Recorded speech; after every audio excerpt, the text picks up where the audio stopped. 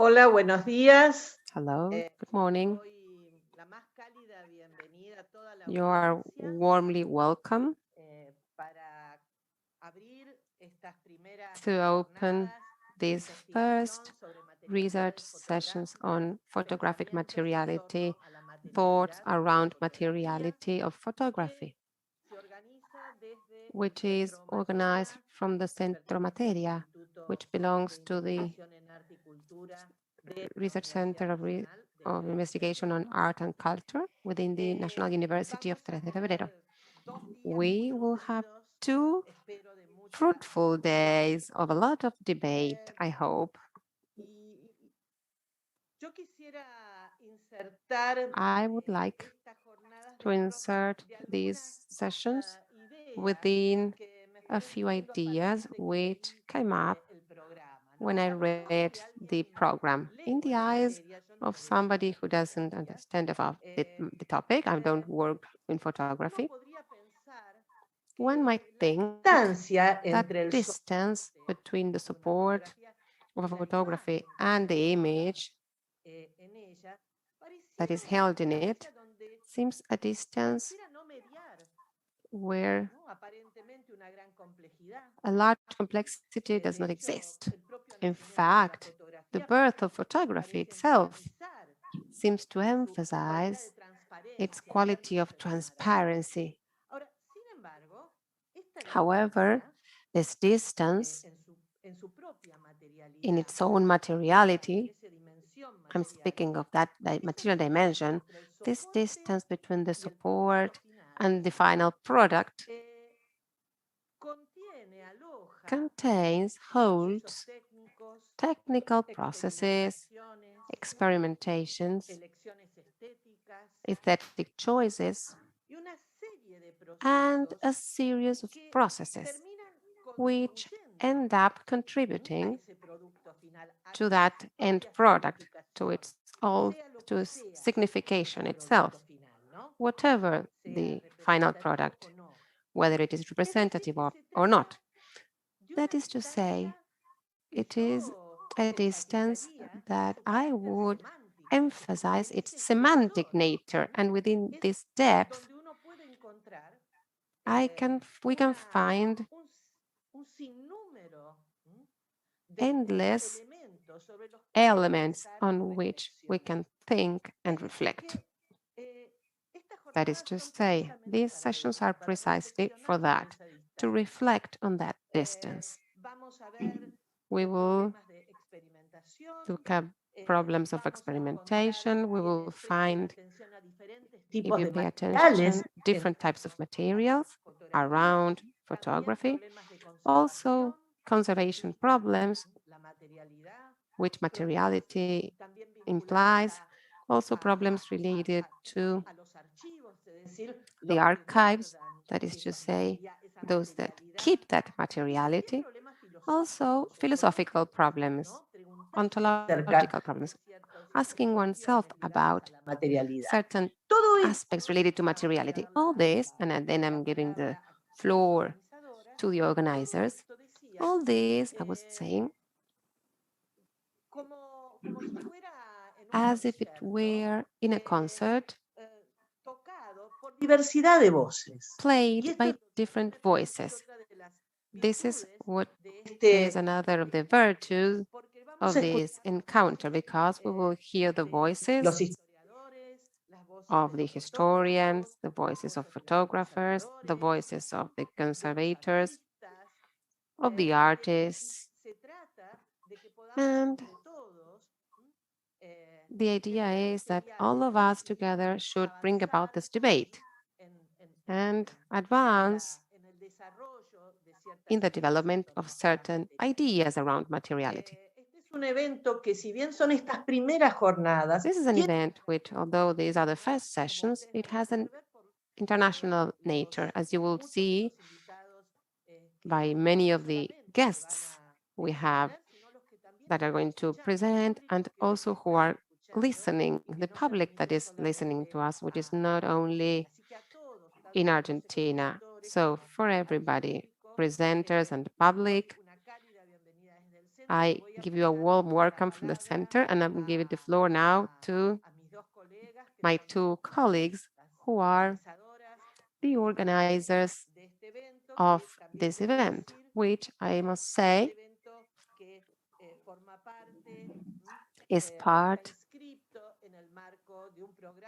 of a program within the Centro Materia dedicated to photography, directed by Dr. Guerra. So now I'll give the floor to Juliana Robles and Clara Tomasini. Thank you very much. And I declare this sessions open. Muchas gracias, Gabriela. Thank you so much, Gabriela. We would like to welcome you all. We are very happy to start these first sessions on research about photographic materiality, thoughts around materiality in photography. We would like to take this time to thank you and introduce you into our sessions. Especially, would like to thank the directors of Centro Materia, Gabriela Siracusano and Marta Mayer. Y a nuestra coordinadora Diana Bechler, also our coordinator for the History of Art area, Agustina Rodriguez Romero, for supporting this proposal. Also, we would like to thank especially the investigator in charge of this encounter, Eugenia Tomasini, and coordinator of the studies program of photography and visual arts, Diego Guerra. Our collaborator in technical aspects, Silvana Zapata, and especially the workers at UNTREF for bringing these sessions to you. We shouldn't miss the opportunity to thank the exhibitors of these exhibitions for making this encounter possible. Hello, everybody. For a long time, we have imagined the possibility to bring about this space of debate on a topic which mobilizes contemporary thinking, materiality of photography. It consists undoubtedly of a complex mesh, and as such, it is from a diversity of point of view it can be considered. So today and tomorrow we'll have the opportunity to listen to multiple voices and looks, as Gabriela was saying, who have dedicated their intellectual and creative work to the photography environment. So we have proposed an interdisciplinary approach, something that characterizes the investigations of the Centro Materia. And in this opportunity, we are going to consider disciplines such as the history and theory of photography and art, chemistry, conservation, and restoration, as well as other disciplines such as anthropology, sociology, philosophy, which intertwines their specific knowledges with the study, interpretation, and analysis of photographic processes. Besides this framework, which is strictly academic, we'll have the voices of those who make it possible to have the concrete existence of these objects, and in their making and their way of knowing, they teach us as artists the importance of materiality in photography. We are very happy and excited to introduce one of the reference in the studies of photography, as is Professor Jeffrey Batchen, who is with us today. To present Jeffrey Batchen, I would like to tell you briefly of his biography. He is Professor of History of Art from the University of Oxford, United Kingdom, and his books, The Burning with Desire, which is translated into Spanish. Other books such as Each One a Dia, Writing Photography and History from 2001, Emanations, The Art of the Canalist Photograph, 2016, Apparitions, Photography and Dissemination, 2018, and published this year, Negative Positive, A History of Photography. Also, he has been curator of endless exhibitions internationally. So you have the floor, Jeffrey. Welcome. Thank you very much. Let me get up my slideshow. Thank you for that very kind introduction.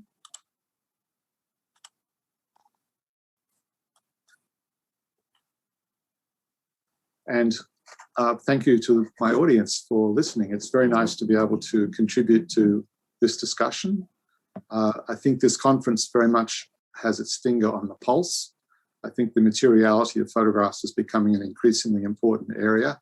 And I especially find that my own students come to me with research proposals as historians that very much have an interest in this question of materiality. And maybe why that might be so is something we could discuss at the end of the talk. So, as you can see, the title of my talk today is The Forms of Nameless Things, Henry Talbot and the Experimental Photograph. When we think about the work of the English inventor of photography, William Henry Fox Talbot, we rightly focus on his best and best preserved photographs. Photographs like this one, a salt print from a paper negative exposed in the courtyard of his home, Laycock Abbey, in about 1844. This example is one of about 15,000 photographs attributed to Talbot. We value such photographs for the evidence they provide of his hard-won mastery of the physics and chemistry necessary for the successful propagation of analog photography. We marvel at the clarity and detail of the image he has composed and the range of shadows and textures Talbot has been able to capture with his relatively primitive camera. And we bask in the familiar pleasures of a one-point perspective rendering of the world, a rendering that geometrically places us, as its viewers, at the focal point of all that is seen in the photograph. This picture of the High Street in Oxford from about 1844 unerringly places us at the centre of its universe. Such photographs bring the chaos of that universe to order and seemingly under our control. Like all documentary photographs, this one reassures us by making the things we see in it knowable and nameable. What then are we to make of a photograph like this one, also made by Talbot just 4 years earlier? How should we place it, historically speaking? How should we regard it? And how should we value it?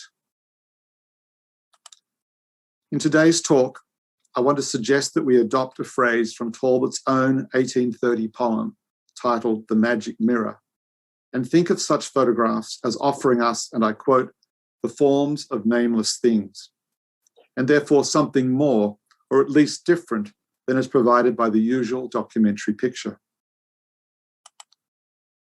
Made between the 1830s and 1863, these sorts of photograph are what we might today call test prints. In most cases, they are experimental photographs where an image has been obscured, obliterated, or simply failed to register. Originally intended by Talbot as creative exercises and scientific trials, or both, all that remains on his pieces of light-sensitized paper are chemical stains and imprinted patterns or shapes. Offered here in my lecture as enigmatic physical artifacts of interest in their own right, these proto-photographs may well prove themselves to also be objects of beauty, mystery, and promise, to be works that speak of photography's most fundamental attributes and potentials. In short, it is proposed that this is a kind of photography that is all about photography itself. It is a photography that, to quote the philosopher Jacques Derrida, and I quote, enacts an erasure which allows what it obliterates to be read. An interesting element of Talbot's character was that he threw nothing away. No matter how modest the result, be it no more than a scrap of inscribed photographic paper, or even a blank sheet bearing no discernible image, he kept it for future reference. For him, these were obviously all photographs, whether or not they were successful as pictures in conventional terms. Often, he added pencil inscriptions to remind himself of what the experiment consisted, or cut the piece of paper into an irregular shape in order to reuse what remained.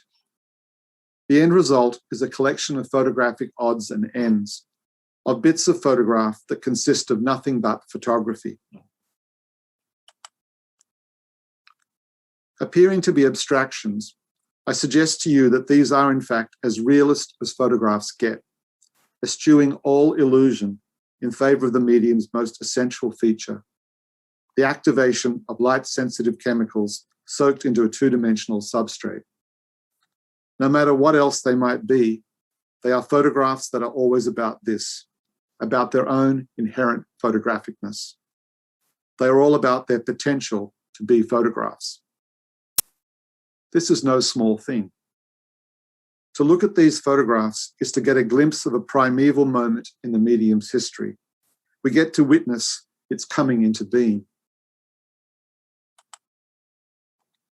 In stripping photography back to first principles, I want to persuade you that Talbot's experimental detritus also speaks directly to the concerns and interests of the present.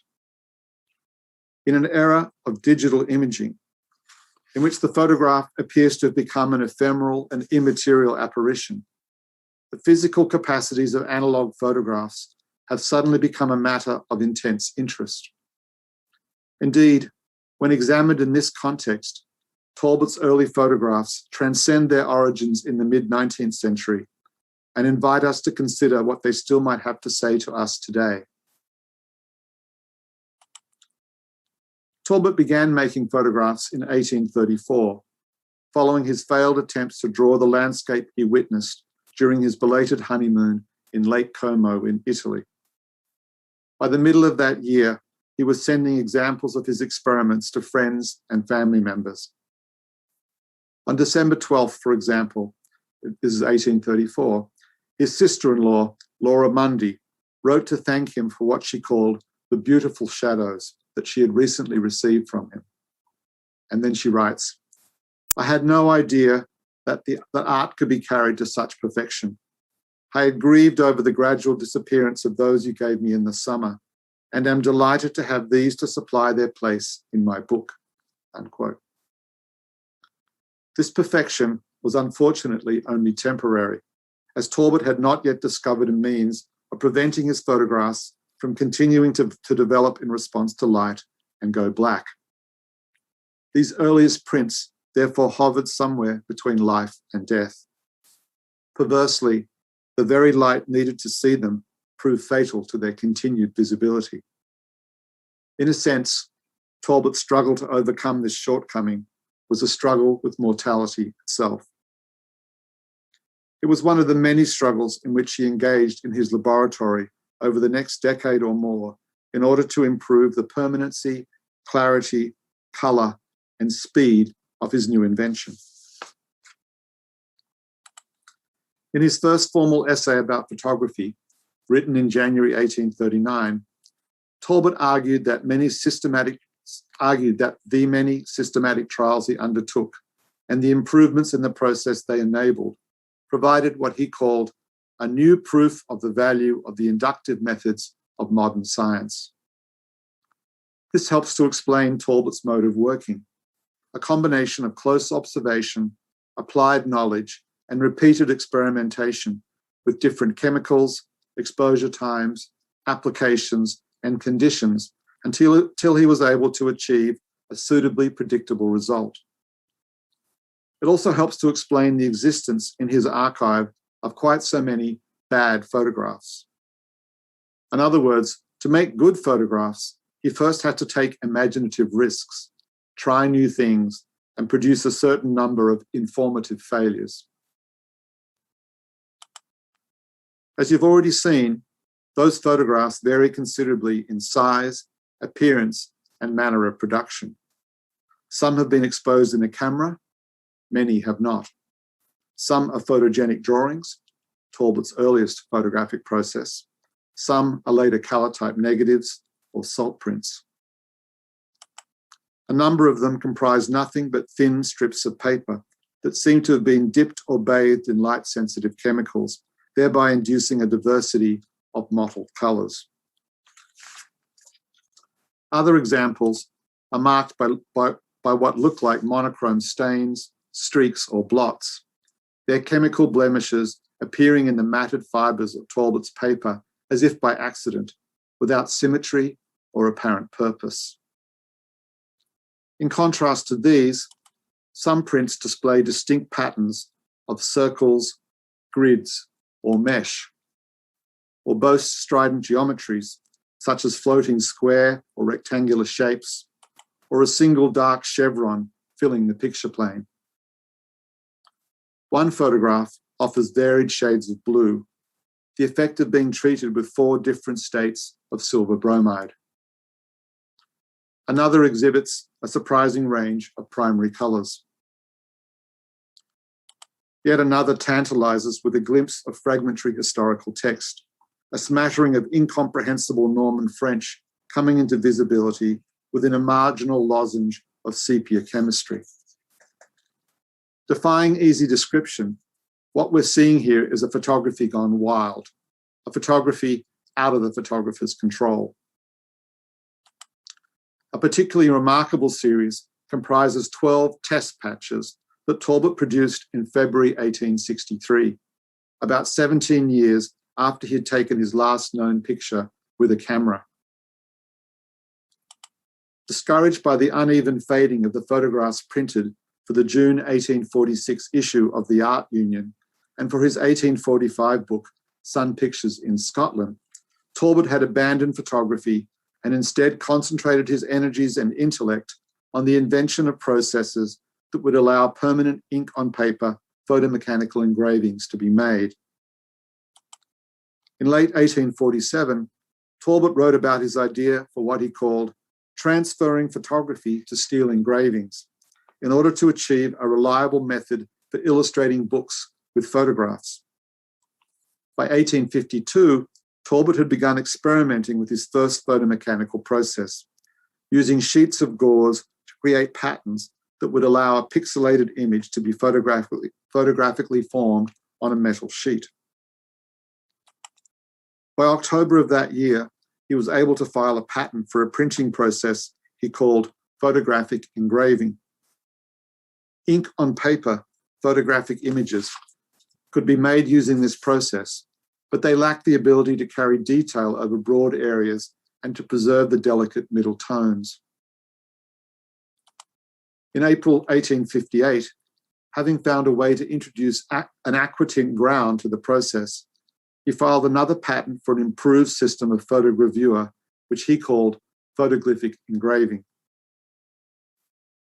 His printing plates were strictly photographic. No hand retouching was involved, but he had improved their tonal range immensely. Talbot worked at this photogravure process for more than 25 years and was writing about it even in the last days of his life.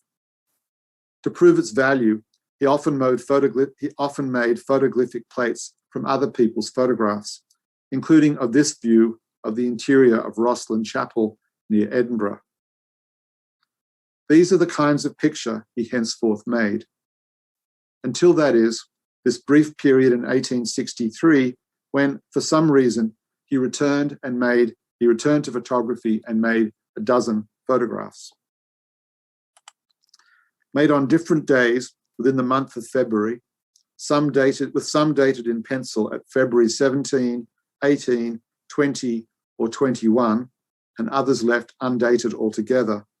The photographs he produced look like sprayed stencils, featuring a number of white shapes scattered irregularly across the granular texture of his paper. Some sheets are of a dark colour, and others exhibit a yellowy tone, suggesting that different chemical compounds were used in their making. But why were they made?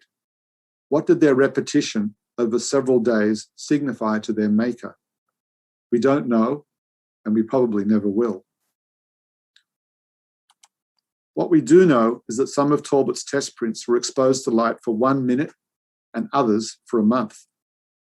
These differences in duration give the resulting photographs a similarly diverse temporal character. None of them could be called instantaneous. At least one has been partially varnished, but most display a matte surface, so that the paper substrate remains a visible aspect of the final object. Many of these objects, as I said, are articulated with pencil additions, including lines, crosses, and annotations in shorthand. This surely makes them part photograph, part drawing. Both nature, in the form of a contact print of club moss, and culture, a contact print of lace, have been allowed to leave their imprints on these photographs, as if there is no distinction between them. Equally, whether or not the referent is a sheet of glass or the inside of a building, as in this interior view of a window, everything is reduced to an equivalent two-dimensionality, to just so many assorted lines and painterly smears on a flat piece of paper. In each case, we are asked to look at these photographs rather than through them to something that lies beyond. They are themselves and nothing more. They exist as murkily opaque surfaces resting stolidly in the present, traces of actions that took place directly on the paper itself. These photographs are self-declared as made rather than taken. In other words, they argue against the prevailing conception of photography as a medium devoted to the capturing of images of a world outside of itself. For many historians, therefore, these are not important photographs. For many, they barely qualify as photographs at all. Notable primarily for not representing anything in particular, there seems to be little more to say about them. They were faithfully preserved by Talbot, but were never meant for public consumption. Maybe we should keep it that way. In some eyes, they are just so many photographic failures, and therefore something of an embarrassment to the discipline. Neither artists nor historians like to acknowledge the possibility of failure. Indeed, these examples would have continued to remain relatively invisible, except to the most assiduous scholars, but for the comprehensive online Talbot Catalogue Raisonné, prepared by the eminent American historian Larry Schaff and hosted by the Bodleian Library at the University of Oxford, where I teach. They therefore come to us now, adorned with Schaff's speculative captions. Talbot rarely provides his own titles or descriptions, and some invaluable explanatory notes. The hesitancy of these captions is striking, utilizing conditional words like possibly and confessional ones like image indecipherable to indicate quite how much we don't know about them, including even what caused their patterning or colors. One finds 254 pictures like them in the catalogue Raisonné by searching under the word experimental. This is another indication of their presumed exceptionality in Talbot's oeuvre and the enduring uncertainty as to their motivation and mode of manufacture. Exceptional they may be, and yet the test print has always been a basic, even essential element of photographic practice. Nevertheless, it is also one that tends to be neglected by historians of photography. This is despite the fact that such experiments were once commonplace in darkrooms and studios, those places where photographs used to be produced, but where they were also assessed, transformed, rejected, reprinted, found wanting, and often destroyed. In such places, the ruined or bad photograph has been a staple of photographic labor. It is what often comes first, for a photograph is frequently made and remade many times and in many versions before one of those versions is declared ready for display or distribution. Photography is, after all, an art of informed guesswork and strategic editing. One makes a contact sheet and then a test print and then another, and so it continues until the optimal appearance of the photograph has been decided. Most of these preliminary steps towards the final photograph are discarded shortly after their appearance. Unwanted evidence of uncertainty, of the hesitations and hard work that lie just below the pristine surface of any given photograph. Fortunately, however, some photographers, like Talbot, have taken the trouble to preserve their test prints, allowing for a truncated history of such work to be attempted. For example, both John Herschel, whose notebook you'll see here, and Hippolyte Bayard, pioneers of the photographic medium in England and France respectively, retain many of their own earliest experiments. They were often exposed side by side and kept in albums or notebooks to allow for comparative analysis. Some of them display hints of an image, but many are nothing but swathes of chemical color, evidence of latent light sensitivity, but little else. Often, as you can see here, these patches of color were extensively annotated or surrounded by explanatory text. An example by Herschel from about 1842 consists of 4 painterly horizontal stripes of light-sensitive solutions, deployed to test their relative reactions to different colors. The bottom stripe, with its liquid intimations of blue and violet, is comprised of an iron compound. In a paper delivered to the Royal Society on June 13, 1842, Herschel proposed a photographic process involving a similar iron salt that resulted in Prussian blue images. He decided to call this cyanotype. We also have some of the test strips made by the Frenchman Hippolyte Bayard as he sought to invent his own photographic process in early 1839. The first page of an album devoted to his photographic experiments consists of 2 segmented sequences of colored rectangles, a kind of test pattern of light-sensitive chemistry. On his third page, we are shown more complex examples. These variegated fields of color are followed on subsequent pages by photographs of plaster statuettes and even of the photographer himself. The album therefore obeys a logical narrative, opening, you might say, with photography self-portraits before proceeding to those of the photographer. In 1839 or 1840, when these exposures were made, every photograph was a rare memento of the medium's potential for existence. Each of them, therefore, represented photography in microcosm. Once that medium was established, the need for such evidence diminished, and relatively few experimental test prints were retained by later photographers. The Englishwoman Julia Margaret Cameron was unusual in this regard. Using wet collodion glass plate negatives in the 1860s, she was notorious for her unorthodox printmaking. In one case, she allowed rivulets of collodion to merge with the drapery worn by her figures, enhancing the dreamy, ethereal quality of the overall image. In other works, a crackling of the collodion on her negatives, according to her, beyond any power to arrest, resulted in a honeycomb pattern extending over the surface of some of her albumin prints.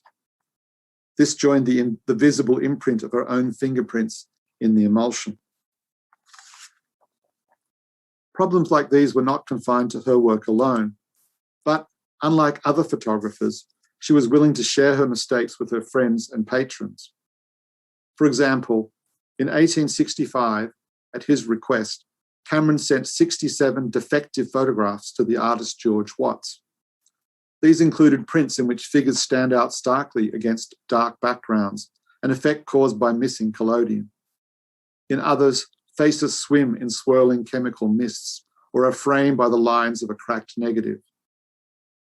These prints might be best understood as unfinished sketches sent to Watts for his critique, but their retention and circulation also demonstrates this photographer's willingness to push her medium beyond its perceived limits. Avant-garde artists of the early and mid-20th century were similarly keen to creatively intervene within the photographic medium in various ways, and provocatively exhibited the results as finished artworks. In effect, the experimental test and the exhibition print are no longer distinguishable. The means to an end had become an end in itself. To make such photographs, artists expose paper or film to light a second time during development, use multiple negatives to reverse tones or layer images, and in some cases even melted the emulsion on their negatives before printing. Often, as in this 1922 rayograph by Man Ray, these procedures resulted in the obliteration of a describable image, a gesture calculated precisely in its overt rejection of calculation, of any signs of skill or order or rationality. And of course, all of this was designed to provoke and disturb the viewer, and indeed the art world of which that viewer might well have been a part. For example, the Czech artist František Povolný melted the photographic emulsion on his glass negatives and printed the result using an enlarger, exhibiting them in 1934 under the title Photographics. After the Second World War, we find quite a number of photographs being made that are informed by the same existential and phenomenological reflections that informed abstract painting in the same period. And like abstract painters, makers of such photographs saw them in universalist terms, as if only in the dissolution of recognizable forms and the expression of an entirely individual subjectivity could collective truths be found. Born in Switzerland, Herbert Matter moved to the United States from Paris in 1935, involving himself in the design and art world that he found there, with a special interest in the work of abstract painters. He produced a number of experimental photographs during this period, deliberately designed to break with what he called the chains of documentation. These include this calligraphic image made in 1944, made presumably by tracing brushstrokes on a wet emulsion plate charged by an electric current, and creating this series of sinuous, painterly photographic pictures, perhaps in this case made by pouring chemicals on sheets of glass already marked with a resist. Another example of this kind of artist was Bronislaw Schlob, working in Poland in the late 1950s. Rejecting the socialist realist style expected of him, between 1957 and 1961, Schlob made over 200 cameraless photographs in his native city of Poznan. He worked directly on a glass plate or sheet of celluloid, adding chemicals to this substrate, soaking it in warm water, or even setting fire to it, but also painting, scratching, drawing, or pasting scraps of tar paper, wire, filler compound, or bits of metal sheet onto it. He then printed the result, sometimes by contact printing, sometimes using an enlarger. His negatives could well be called a conservator's nightmare, I suspect. You can see, though, that the images he ended up with evoke a variety of forms, from organic microorganisms to crazed glazes. The textured, almost haptic quality of the surfaces encourages an association of his work with contemporary matter painting rather than with photography. Another who pursued this kind of approach to photography was the German artist Kilian Breyer. Some of Breyer's images were created by him simply folding his photographic paper, but other examples take on the character of a drip painting, being created by allowing rivulets of developer to flow across and stain his gel and silver paper. In the mid-1950s, the Japanese artist Shigeru Onishi presented what he called meta-mathematical propositions in photographic form, works dedicated to knowing what he said were, quote, the conditions of the object's formation, and thus of its very existence. Varying the temperature of his developing solutions between 8 and 80 degrees, and intentionally discoloring his prints with acetic acid, Onishi dissolved the usual spatial temporal parameters we expect from photographs, turning them into unstable and fluid entities. Having eschewed pictorial and therefore social illusion, as one critic of the time noted, quote, his work aggressively takes a stand against all that harms and injures us, unquote. It's worth noting that, despite this facade of radicality, all these artists kept any preliminary attempts and perceived failures to themselves. All signs of effort, of work, of trial and error were carefully hidden from public view. Genius and labor, after all, are often regarded as being mutually exclusive. To be taken seriously, it was important for these artists that they be seen to be in control of their photographs from inspiration to production, even when accident and unpredictability were built into the process of their making. Their photographs were designed to present themselves as spontaneous and yet self-certain. Unlike Talbot's experiments, these photographs don't aspire to be anything more than what they are. For obvious reasons, commercial photographers from this same century, such as Richard Avedon, also zealously eliminated all signs of incompetence or error from their oeuvre. This included any unsuccessful experiments they may have undertaken. What were retained instead are what might be called instructional prints, raw photographs covered in extensive notations intended to guide the manufacture of a master print and its subsequent copies. This practice became particularly necessary in an era when the work of exposing a negative and making a final print was performed by different people. The division of intellectual from manual labor allowed photography studios to mimic the class structure of industrial capitalism. Notating a print was, in other words, a fundamentally conservative practice, dedicated to ensuring the imposition of a compulsory conformity on every print that was produced. Nevertheless, these annotated tests do once again signal the constructedness of the photographic process, and therefore the artifice of photography as a medium of representation. By allowing the marginal notes to take over their host, such prints certainly make us think again about what we are looking at. However, that's not quite the same as the work by Talbot and others I've singled out here. If one had to define them, one might say that what distinguishes experimental photographs is that they are made without already knowing what the result of the experiment is likely to be. They are a quest for knowledge rather than its reiteration.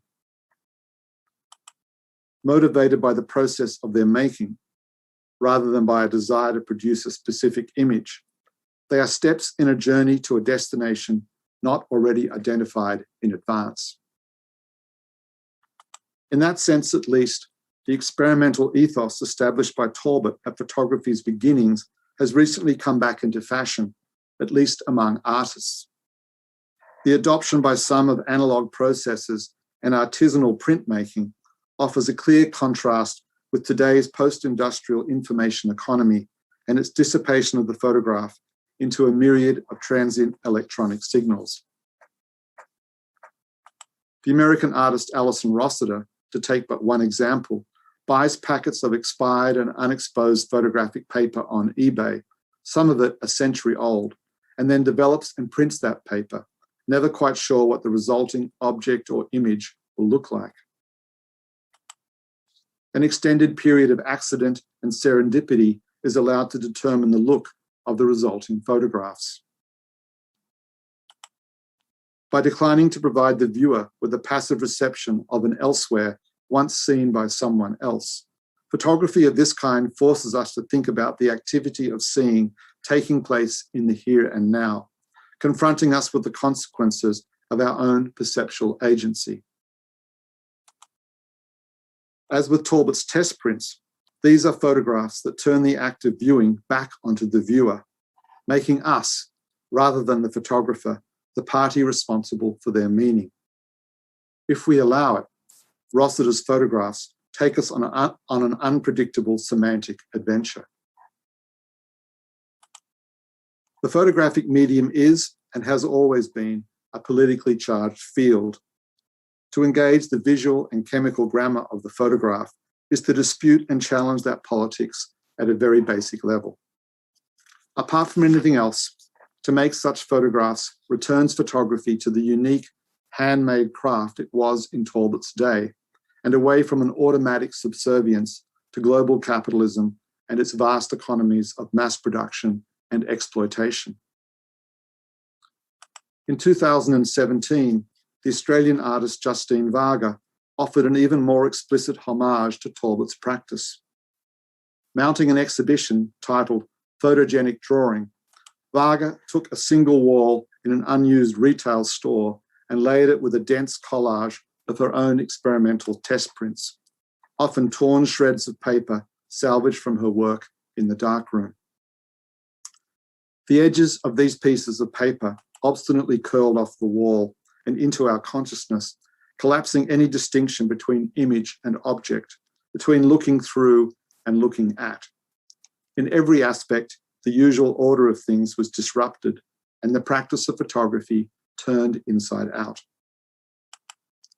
Viewers were confronted with what is usually left unseen, the means of production that make possible the luxuriant color prints for which this artist is known. Daring to reveal the evidence of false starts, dead ends, chromatic variations, and orchestrated chants, all necessary steps towards the making of a final photograph, Varga, along with Rossiter and other contemporary artists of like mind, licenses a reappraisal of the foundational exploratory work by Talbot. Produced in private, before photography was itself resolved, made while the medium he invented was still in the process of formation, Talbot's test prints place that medium in inverted commas. They offer us a photography permanently in potentia, a photography whose future is always still to come.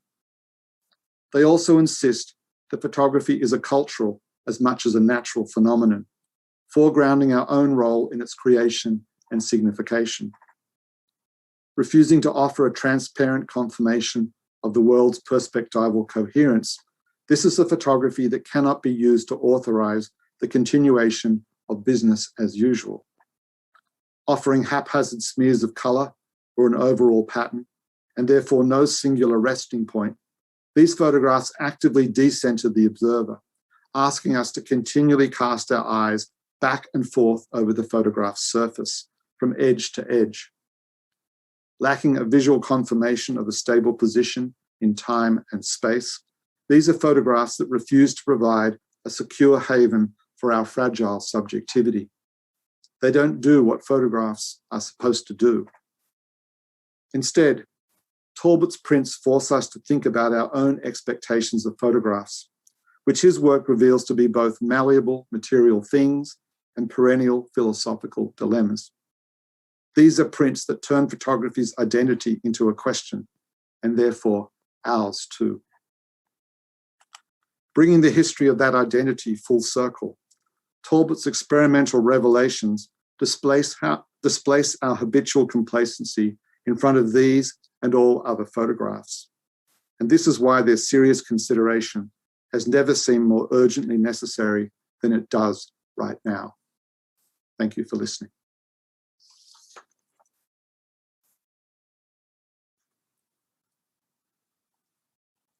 Perhaps I'll stop share.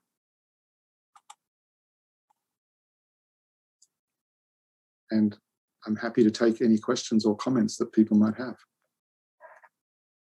I'm just going to take a drink. Bueno, muchas gracias, Profesor Thank you so much, Professor Batten, for this wonderful presentation. We have several questions from the audience and also some questions from ourselves, many, and we won't be able to ask them all, but I would like to begin by asking you maybe a question of the methodology aspect, which is related to how do you study historically these experimental objects or these experimental materials when history of photography, we could say, searches for the conditions or asks itself about the conditions for production of those objects. However, in this moment, when you are studying these photographies, many of those material marks are inscribed in that object from the passage of time. That is to say, the object that we see today is not the same object that was produced in the 19th century or in the early 20th century. How do you face as an investigator, the passage of time in the object and the material marks that the time leaves by on those objects? It's a very good question, especially coming from a context of an institution that tries to meld history and material culture and conservation study together. It's true that it's very likely that many of Talbot's early photographs have changed color and character over the last 150 years or so since they were first made. It's also true that it's very difficult for us to know what they might have originally looked like. The ones I showed you today look at first glance, without having the conservation knowledge that would be necessary to make an expert judgment, to be pretty fresh. That is, not particularly faded or anything like that. No doubt there has been some color deformation of some sort, but in general, I think we can say with a reasonable certainty that they look sort of like they used to look, if you know what I mean. So my basic proposition that for whatever reason, Talbot chose to keep photographs that otherwise have no discernible image or are often no more than chemical blots and smears, I think remains undisturbed by the question. But more interesting, I think, is the question or the implication of your question. What do historians today, what is their obligation to the object? Is it to travel back in time and try and imagine, if this is possible, what Talbot thought, what Talbot made of them, how they first looked, how they were first functioning? Or is it to somehow engineer a conversation between that moment and the present? And in a way, what my talk tried to demonstrate was a kind of historical discourse that attempts to make an image from the past seem important to the present. So whatever Talbot might have intended for them or made of them, I think in so many ways is less important to me than what we might make of them. And so in my talk, I tried to show how they were both the beginnings of a certain kind of historical arc, but also contemporary. If I had shown you a Talbot without telling you who it was by, in the context of showing you work by Alison Rossiter, I think you would have just assumed that they were both the work of contemporary artists. And you would have begun to read the Talbots in the same way that you might read a work by Rossiter or another similar contemporary artist. The trouble with the way Talbot has been regarded is he's seen as a bit of an historical fuddy-duddy. I'm not sure how that translates into Spanish. Old. And I'm interested in thinking of him as if he is a contemporary practitioner. And I'm interested in thinking, well, these objects now exist in the present. What do they have to say to us in the present? And I tried to set up a kind of context in which they still might have interesting and even important things to say to us right now. Even I'm arguing they're perhaps more important now than they were then. I hope that answers at least partially your question. Totalmente, clarísimo. Yes, absolutely. Precisely, I wanted to go back to what you said about the importance of these photographies or photography tests today. I would like to ask it from the point of view of conservation, because we may see all these colors, which to think of the photography that we think in black and white, they are not very common to see, but these experimentations, the first experimentations, have all the range of tones that silver may present. And I was interested in, especially in knowing whether some chemical studies were done on these tests, especially thinking of the instability or the little stability of salt papers and color types, and whether you have thought about investigating them in order to conduct a better conservation or do tests to see if it is possible to expose them in galleries, exhibit them in galleries.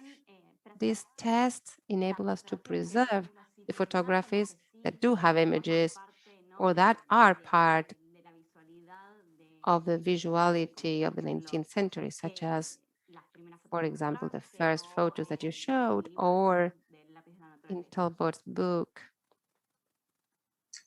of the Nature. A complex group of questions within a question. Short answer is maybe 80% of the Talbots that I showed you are in the collection of the Smithsonian Museum in the United States. And I suspect, without knowing exactly, that very little conservation work has been done on them. Certainly, as far as I'm aware, no tests of the sort that you inquired about. Larry Schaff, who is the expert on Talbot, in the catalogue Raisonné has made notes where he thinks, for example, that bromide might have been used or potassium. And sometimes the colour of the print can indicate to an expert the likely chemistry that was involved in the making of the print. But in general, I think we have very little information about these photographs, in part, Clara, because until now, till this moment, they have not been regarded as particularly valuable compared to, say, other more canonical Talbot prints, of prints that show describable images. There's been a lot more attention paid to those. They tend to be in museums like the Getty or the Metropolitan Museum, where they have the resources to spend an awful lot of time and money preserving them as best they can. So the short answer is no, I don't think the kind of research that you're asking about has been done. I'm sure that if you hadn't seen these photographs before, you were struck, perhaps even amazed by the range of colours on those test prints.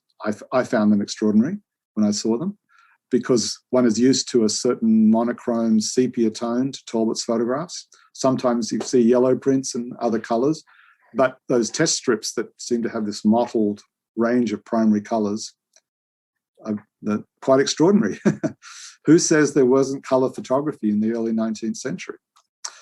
Yes, so the real question, I think, at the heart of your question is, should we be preserving these as they might have been in 1840, or do we just let them do their thing? I think you're really asking, are they exhibitable? Could we have an exhibition of them? And I suspect that conservators will tell us no. If you want to preserve these fragments, you cannot show them. That's certainly been my experience with most early Talbot photographs. There are exhibition prohibitions on them. So the next best step is to show them in lectures, perhaps reproduce them in books. And that's what I did today, and that's what I would hope to do in the future, so that at least they can be part of an historical conversation, even if not always visible in exhibition form. I hope that answers.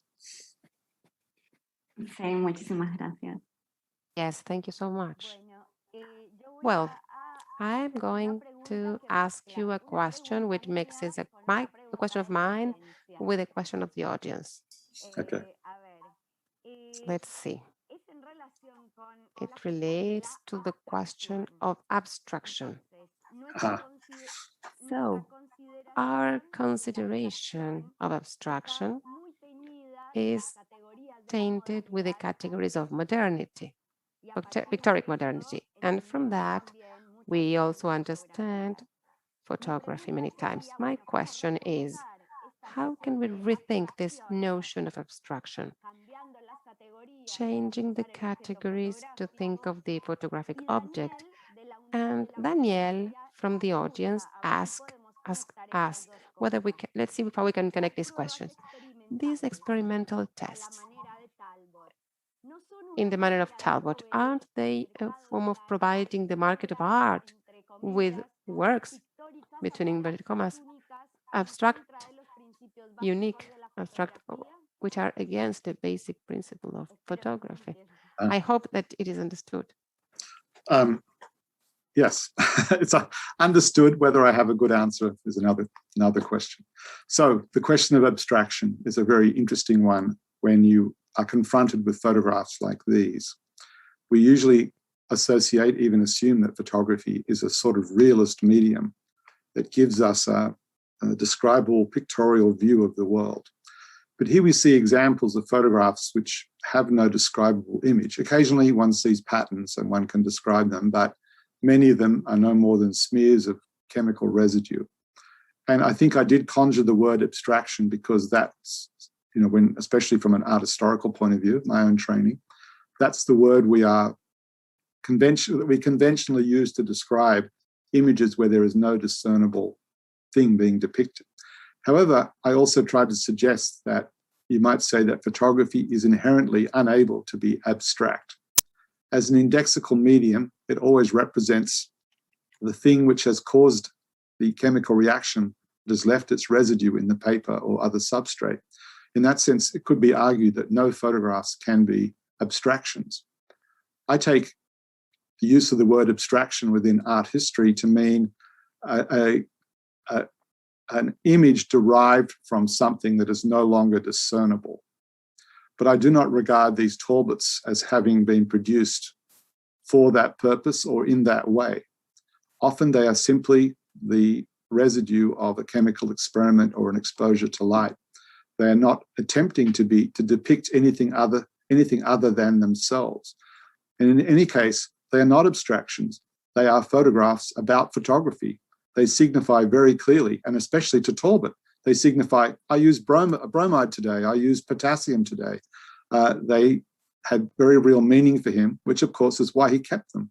Even the blank sheets, like the second last one that I showed, I presume Talbot kept it because even a failure, a complete failure, signifies something to him.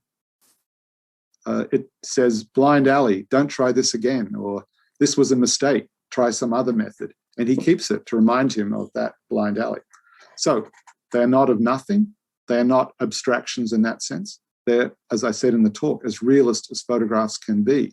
I might argue, I think you said his name is Daniel, that photographs produced with a camera, they're illusions. They impose perspectival illusion of three-dimensional space on a two-dimensional plane. None of Talbot's photographs are illusory in that way. In that sense, they strip photography back, strip the illusions away from photography and make us confront the photograph itself.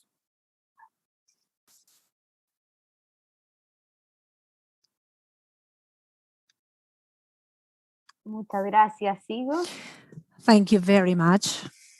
Bueno, hay otra pregunta. Okay, so we have another question, which is related to the political dimension that you mentioned at one time, particularly considering how we could characterize the political dimension in these objects that in one way or other cancel this word. They become undescribable. They are nameless. So at a point, these seem to be a mere aesthetic exercises. So how could we consider the political nature into the materiality of photography?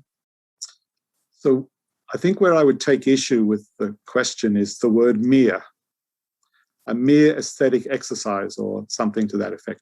I mean, that's what I was trying to persuade you, was that aesthetic exercises, if that's the right phrase, are not mere. When you are contesting, as these photographs, I'm arguing, do, a huge multi-industrial complex, which involves digging up rare earths in the third world, factories making cell phones in 24-hour factories in China with child labor for the profit of companies based in California but paying taxes, it seems, almost nowhere. This is already a huge political behemoth. This is what photography is. We connoisseurs just look at prints in galleries or archives, but what photography is a huge political industrial complex. So photographs that refuse to adhere to the rules of that complex, photographs that refused to be ephemeral, that refused to be part of that political economy I've just described, are already interesting, right? So I don't think they're mere, and I don't think even that they're, you might say aesthetic, that their challenge is at the level of the aesthetic. To me, their challenge is at the level of their foregrounding of the materiality of their existence, something which photographs traditionally do not do because we are trained to look through them as if they're transparent windows onto a world outside of themselves. We are trained not to see them as things, but rather as vehicles through which we see other things. With these test prints, with all test prints, we are forced to look at the photograph and to consider, even if for a moment, how was it made? What are these chemicals? Where did these chemicals come from? What is the nature of this paper? Because I can see the texture of it. Talbot tears the edges of it. I can see the edges of it. if we bring a certain kind of sensibility and certain kinds of critical questions to these otherwise rather modest objects, I think they remain a challenge, and not just an aesthetic challenge, a challenge to the way we think about photography. The very fact, for example, that these photographs have never been reproduced before, that no one mentions them or writes about them, suggests that they are a danger. They are aberrant. They are on the edges of what we normally take to be proper to photography. And that's precisely why I'm trying to bring them into visibility and have us think about them and talk about them.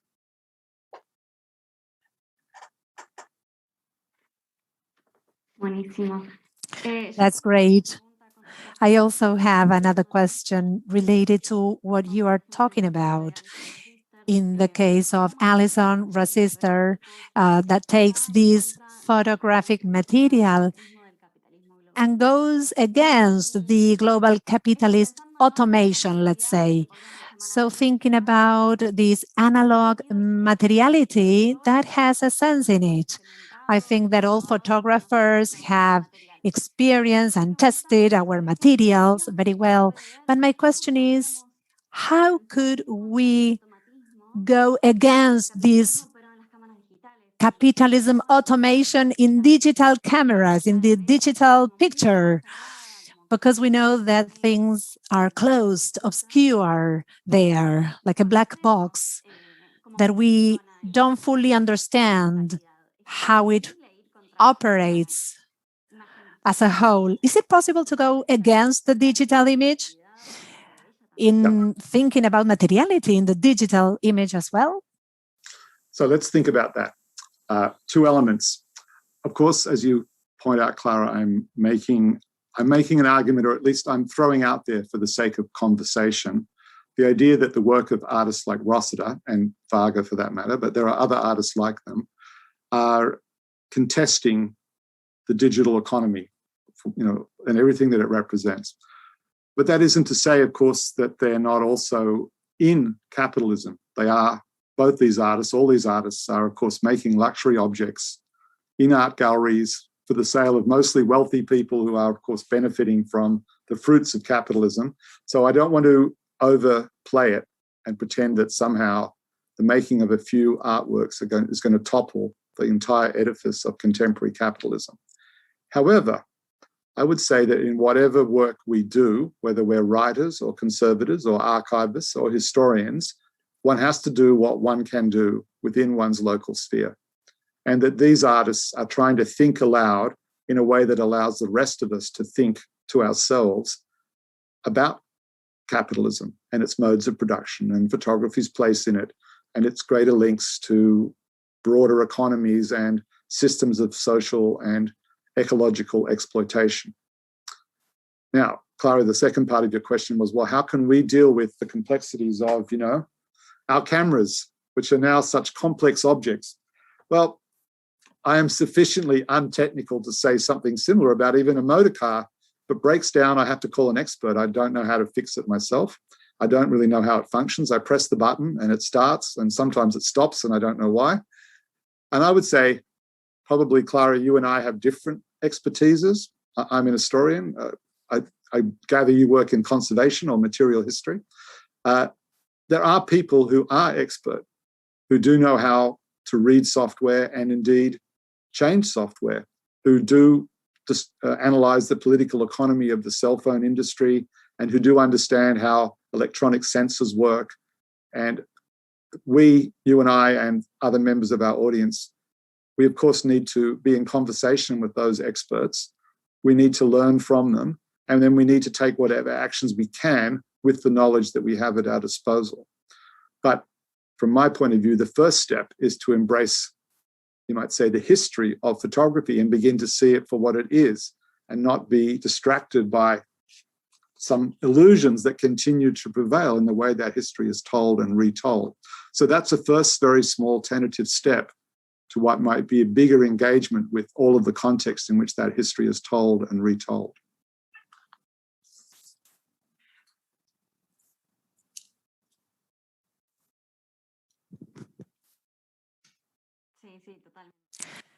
Absolutely, absolutely right. And it is part of rethinking the history of photography, right? And the digital is not necessarily set in a different path, but rather we should think of it as a continuum. How can we embrace it? That's very good. How can we challenge the digital world? I also think that people who are not expert, and I often see it repeated, think of the digital photograph as immaterial. But of course, this is quite incorrect. For people who know about these things, it's entirely material. It can be manipulated. Dates and other information can be embedded in them. They can be changed. They can be distorted. They have a real physicality if you have the expertise to exploit that physicality. It so happens that as a humble historian, I don't have those skills.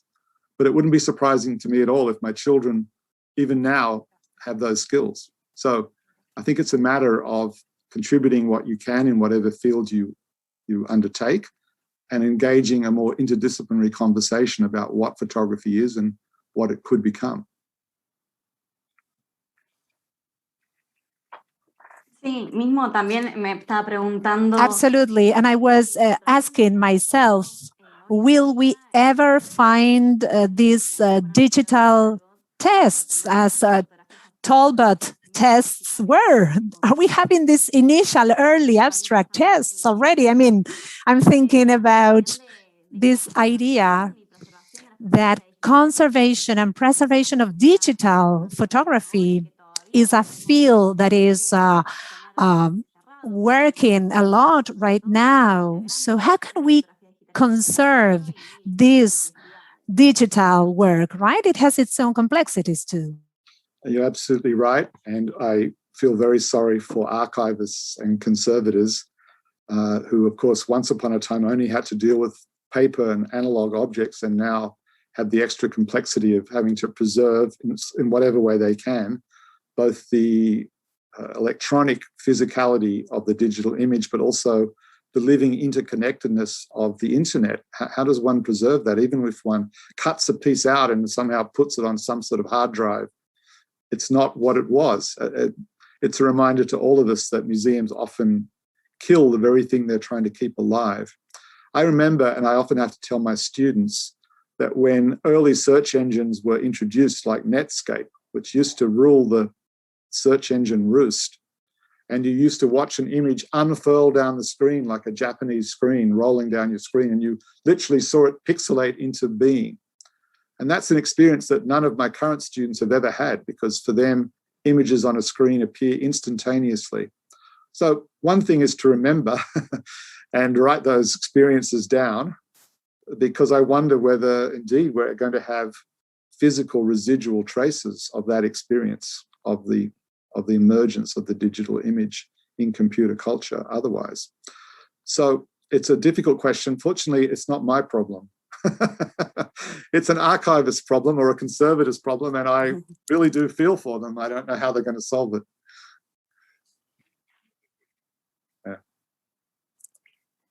Hay algo que está en todo esto que And there is something that we've also been discussing and has to do with the theoretical or conceptual challenges that we have, where photography is not part of, photography as we think in the order of experimentation. So my question is, what are the interpretation protocols, let's say? What are the concepts or theoretical perspectives do you think would be useful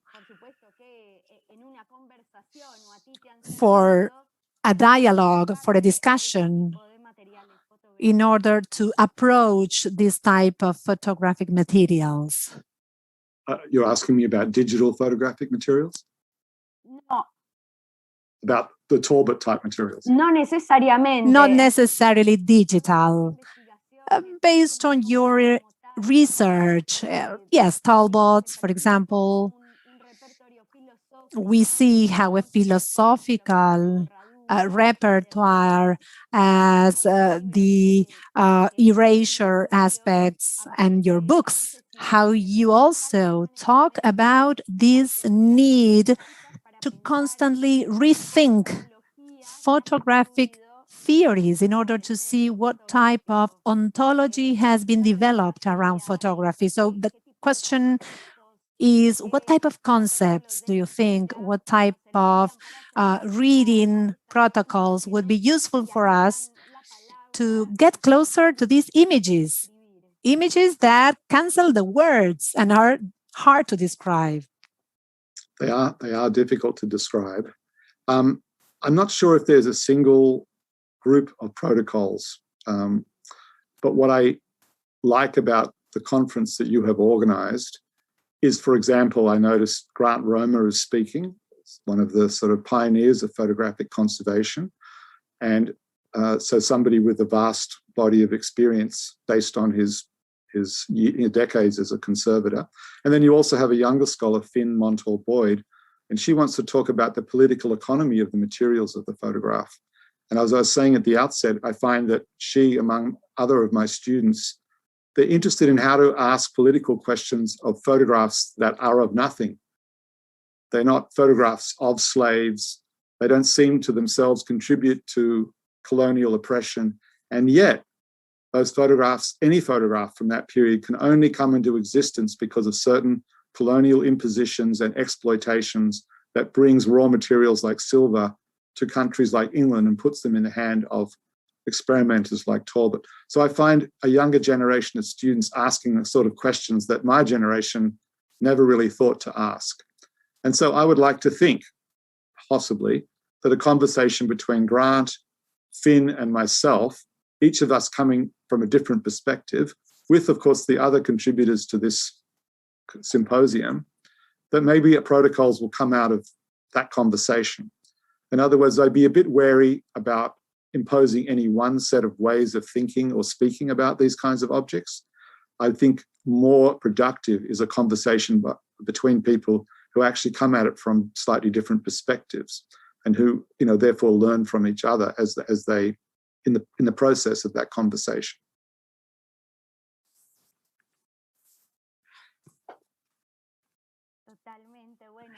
Absolutely, absolutely.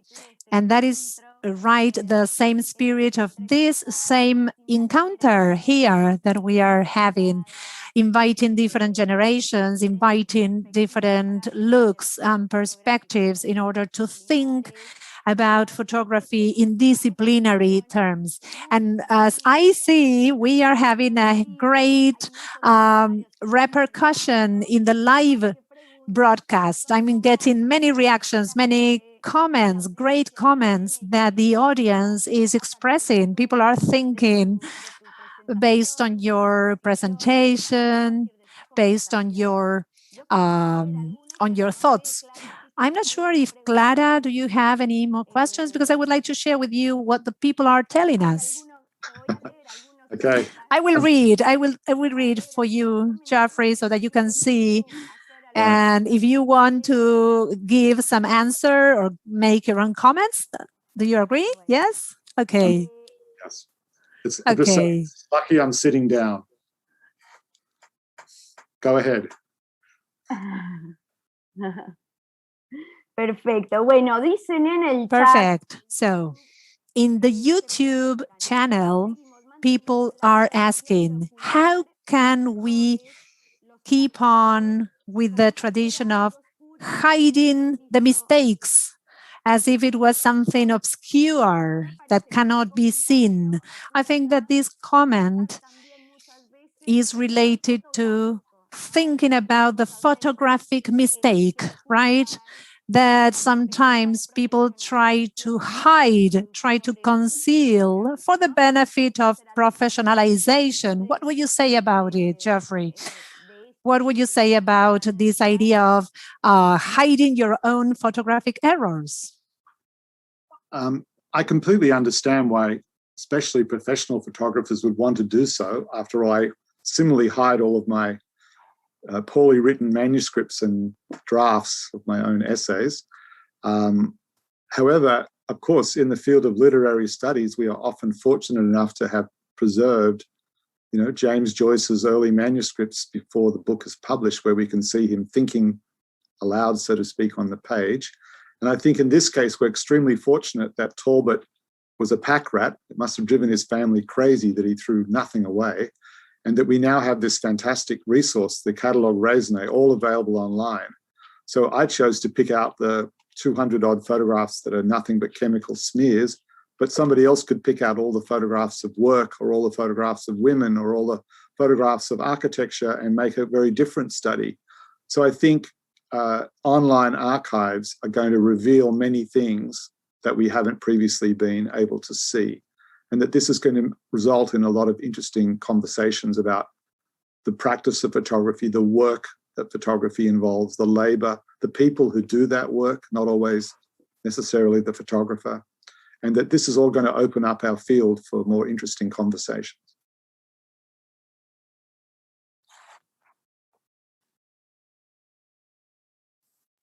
Completamente. Y también aparece un... Absolutely. And then there is another comment in relation to randomness. At a point in your presentation, you talked about this concept of how, in one way or other, this photographic materiality are related to the calculation, which is something that in photography has been used as a utility object, and how randomness becomes one more category itself, a fundamental aesthetic notion that seems to go back to other times in a history of arts. Would you like to talk about randomness and photography? I think what's interesting about the Talbot examples, but also about the examples, say, by Rossiter or Varga, is that whatever is random is also controlled. And in a lot of ways, the impact of that work is the tension between the random and the controlled. Obviously, Talbot was doing something. He had some measure of control, but in certain instances, he loses control. And in a way, the chemistry suddenly takes over control.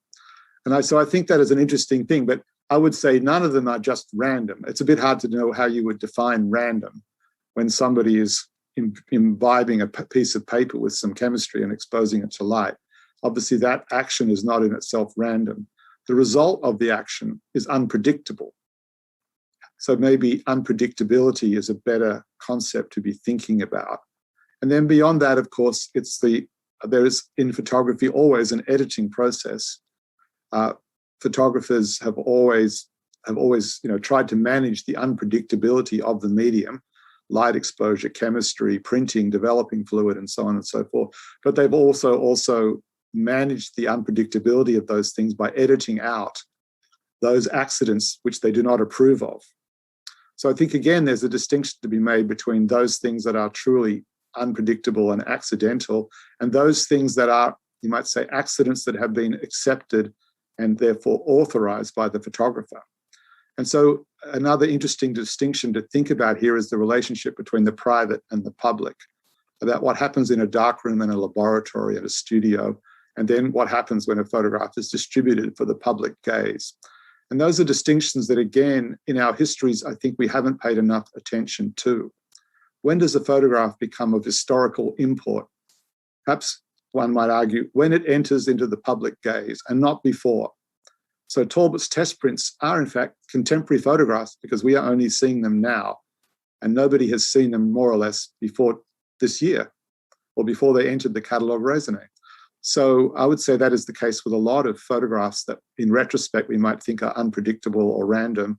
But if the photographer has declared them to be part of the work, then of course they're no longer random, they are, you might say, authorized. And that makes a big difference to the way we might think about it. Completamente. Tenemos también una pregunta de Paola. Absolutely. We have a question also from Paola, who says, it's interesting that experimentation is prior to the adjustment of the device, which Talbot was considered to be for lazy artists. I ask whether going against this error of time could speak about something that marks the specificity of the aestheticity of photographic. I'm not entirely understanding the question, Paula. Could you, Juliana, give me the question again in your own words, maybe, and help me understand what's being asked? Por supuesto que sí. Absolutely. What she's asking, first is reflecting on how interesting this experimentation by Talbot seems to be prior to the adjustment of the device. Talbot thought that it was for lazy artists. Okay, what device are we talking about? What device? The camera, you mean? Claro, exactamente. Okay. Yes, exactly, the camera. Yes, some of those photographs were made with a camera. They're not all made without a camera. So what's interesting is that he seemed to have experimented both with a camera and without a camera. So I'm not, if that clarifies Paula's question, I would say it's interesting that Talbot made camera pictures that were experimental in the way that I've been describing, where he never quite knew what the result might be or might look like, but he also experimented with paper without any camera. But of course, his earliest photographs were made without a camera. So photographs made without cameras have always been central to the practice of photography. And in many ways were Talbot's most important photographs, certainly among the first photographs he ever made. But I'm not sure if that answers the real question that Paula had for me. So I'm happy to hear it again if I have more to say. Sí, y luego la pregunta. Yes, and after the question would be, if this going against the error of time could speak of something that marks the specificity of the aestheticity of photography. What appears here is, excuse me, it's not the error of time, it's the saving of time. She was misreading. The saving of time could be in the aestheticity of as something specific of photography. It sounds like she has a good essay to write, and I would be very interested in reading it. I do think these photographs, have something interesting to say about time, because again, we usually tend to think of photographs capturing an instant of time before, stilling a moment in time pictorially. But of course, what's interesting about many of these experimental photographs is that they required quite a long duration, one as long as a month. So that again, they sort of run against the usual grain of photography and its temporal character. Now, that is, of course, what for me makes them feel very contemporary, even if they were made, in 1840 or 1845 or whenever it might have been. They feel very contemporary. And for me, they certainly can be put in interesting conversation with the work of contemporary artists like, say, Alison Rossiter, who I showed in the talk. So I wouldn't say they are timeless, but they cross time in an interesting way and speak to the interests of the present, just as one might argue the work of Rossiter and Varga and others are quite self-consciously looking back across the history of photography and engaging in conversation with its history. And I find that to be a striking element of a lot of contemporary art photography, is the self-consciousness with which it now embraces the history of photography of the last 200 years. Completamente. Bueno, pido de nuevo. Absolutely. So again, I apologize for misreading the question. I don't know, Clary, would you like to make any comment? Yes, I wanted to resume the comment of one of our viewers. Also formulate a question that is more related to photography of the 19th century and rather the thinking of 19th century. And I take the comment from Claudia, who says, although it's always interesting analyzing from our point of view of the current time and the contemporary paradigm and our history, the in the course of the world of art, we shouldn't forget of Talbot, that was the father of photography, as the true scientist. The test as materiality of processes, where the mediation of the camera goes to a second plane, and this final quest to which he dedicated his last years of how to give permanence through the ink printing. And in this regard, I was interested in asking you, since in the first years of the emergence of photography, daguerreotype, salt print, and collotype, there were groups of chemists and researchers and scientists who wondered about the permanence and how to be able to maintain these images. And I was interested in this. Has Talbot stopped doing photography and devoted to an experimental search with the photomechanic processes, searching for this permanence in ink? What was it like to think of permanence in photography, which today is not doubted, or it's doubted by few, but in that moment it was something that was being investigated? What thinking existed back then around the permanence of photography? Thank you for the question. A lot of attention was paid to this problem. If you again look at the catalogue raisonné, one of the things that will strike you is the variability of the print quality. Many of them are faded, many of them are variously coloured, they're not consistent. You'll see multiple positive prints from the same negative, and they look quite different. And this was a real problem for Talbot. It was, you might say, a scientific problem, but for him it was also a commercial problem, because he couldn't predictably and consistently produce prints, say, for books. He couldn't consistently produce prints that could be sold and be reliable. Indeed, he embarked on a number of projects that ended in terrible financial failure and bankruptcy. And this is what drove him to, in effect, abandon photography and begin to experiment on photomechanical printing. To his credit, he invented photography, which dominated the 19th century, and left behind him photomechanical reproduction, which dominated the 20th century. That's why we have Life magazine and all illustrated newspapers and so on. So he was a very remarkable guy. And it must have been an interesting personal moment when, after all of those years of struggle to establish photography, he basically abandons photography in about 1845 or 1846. And as far as we know, makes virtually no more photographs, while all around him, other people begin to build on the foundation that he had offered, and in some cases solve the sort of problems that he had struggled with. Nevertheless, he didn't return to photography. He continued on this other path. So in that sense, he's a very interesting fellow.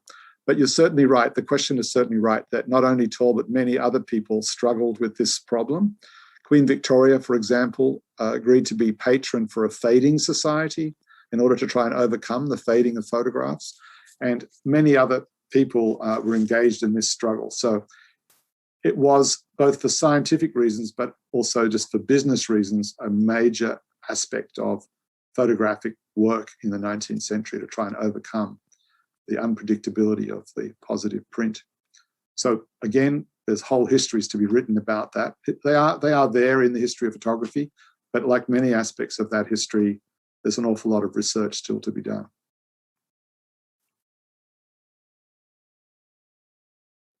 Bueno, yo quería recuperar. Well, I wanted to go back, and let's close after this, but I would like to go back to one comment and the question to reinforce the relationship between time and aesthetics in photography. Yes. Paola is saying, in The Pencil of Nature, Talbot insists that photography will enable to save the time that the drawing implies. Photography enables to save this time. Yes. How to think of this saving of time at the basis of that specific aesthetics that would exist in the photography. To reformulate this question and go back to Paola's intervention, who intervened again on the chat. Yes, thank you, Paola. I'm sorry we can't be together arguing over a table in the same language. because that would be very useful. Yes, as you say, in The Pencil of Nature, Talbot proposes that photography will save labor time. And he proposes that, in fact, in the very first paper that he ever wrote and published about photography in 1839. So the question of photography's relationship to work and labor in temporal terms, as well as you might say even in political terms, that is, photography is going to automate picture making and therefore cut out the need for labor and therefore for laborers. This, of course, was a central aspect as a landowner of what he was interested in doing with photography. One of my colleagues in Britain, Steve Edwards, has written a book about the early history of photography in Britain, and he very much emphasizes the history of labor and laborers and the consequences of photography for that class. And so people are doing research along almost exactly the lines that Paula is raising. Now, the bit of the question that I'm still not quite clear about is how this relates to an aesthetics. But it's certainly true that Talbot is equating certain kinds of photographic pictures with the elimination of labor time, with the elimination of certain kinds of skills, the ability to draw, for example. He says is no longer necessary because the machine is going to do all of that for you. And in that sense, photography's history is also a history of industrial capitalism, of the displacement of the artisan and the craftsperson and the incursion of machines and mass production into what were once craft industries. As I say, Steve Edwards has written a book that's in part about this displacement, but there's certainly, again, a lot more research to be done about, let's say, photography and its labor history. And that would, of course, relate to this question of time and skill that Paula raises.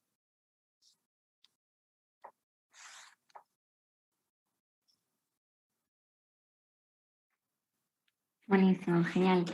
Great. Tenemos una pregunta. Thank you. We have one more question from Eduardo, which rather than the question is whether you can ask a comment or do you have an opinion about the experience, pioneer experiences of Florence in Campinas, Brazil, at the same time as all this variety of photographers, scientists who were arriving at the same results, almost at the same time.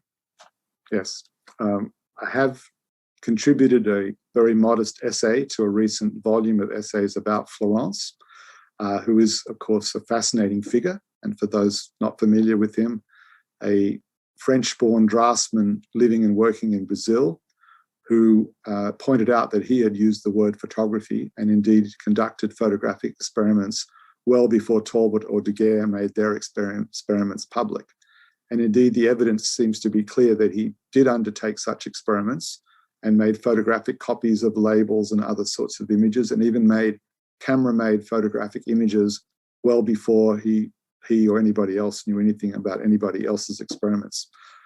In my own first book that I think, was it Juliana introduced me, or Clara, I forget which, Burning with Desire, he is mentioned as one of 24 different people that we know of who experimented towards photography. So Talbot and Daguerre are honored for being able to conquer some of the problems, but we certainly know that many more people were experimenting towards photography, and Hercule Florence would be one of those figures.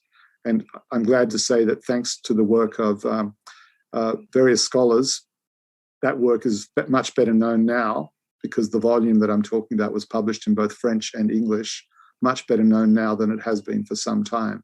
So that's great, and hopefully future histories of photography will recognize a Brazilian contributor to this discourse.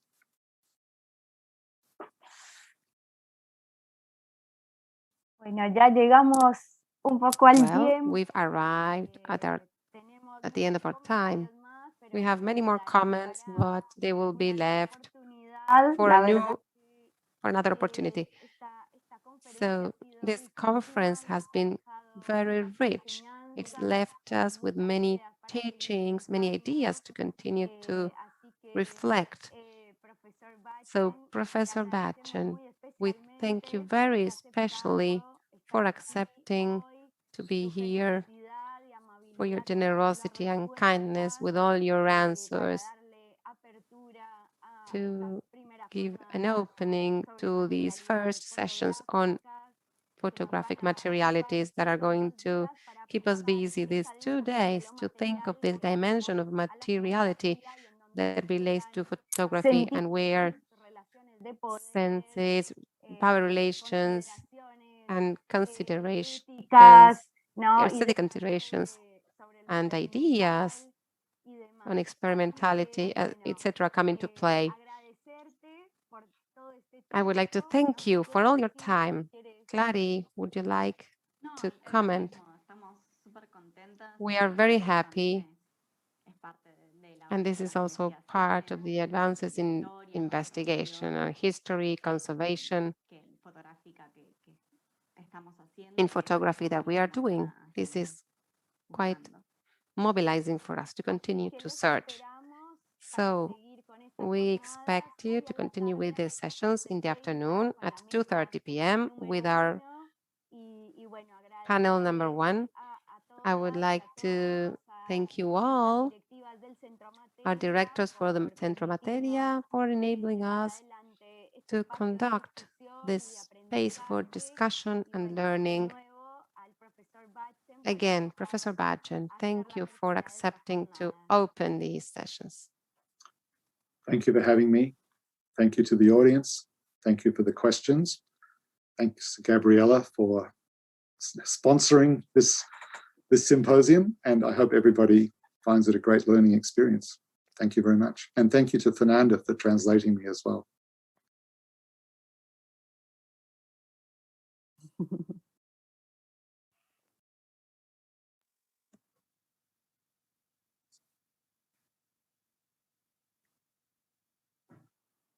Muchas gracias.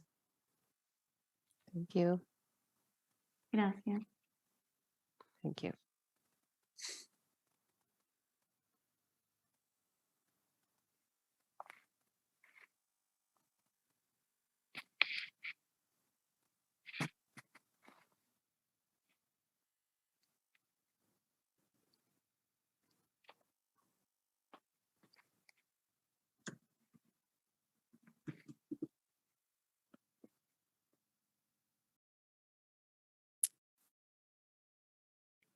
Bueno. Yes. Are we out? Or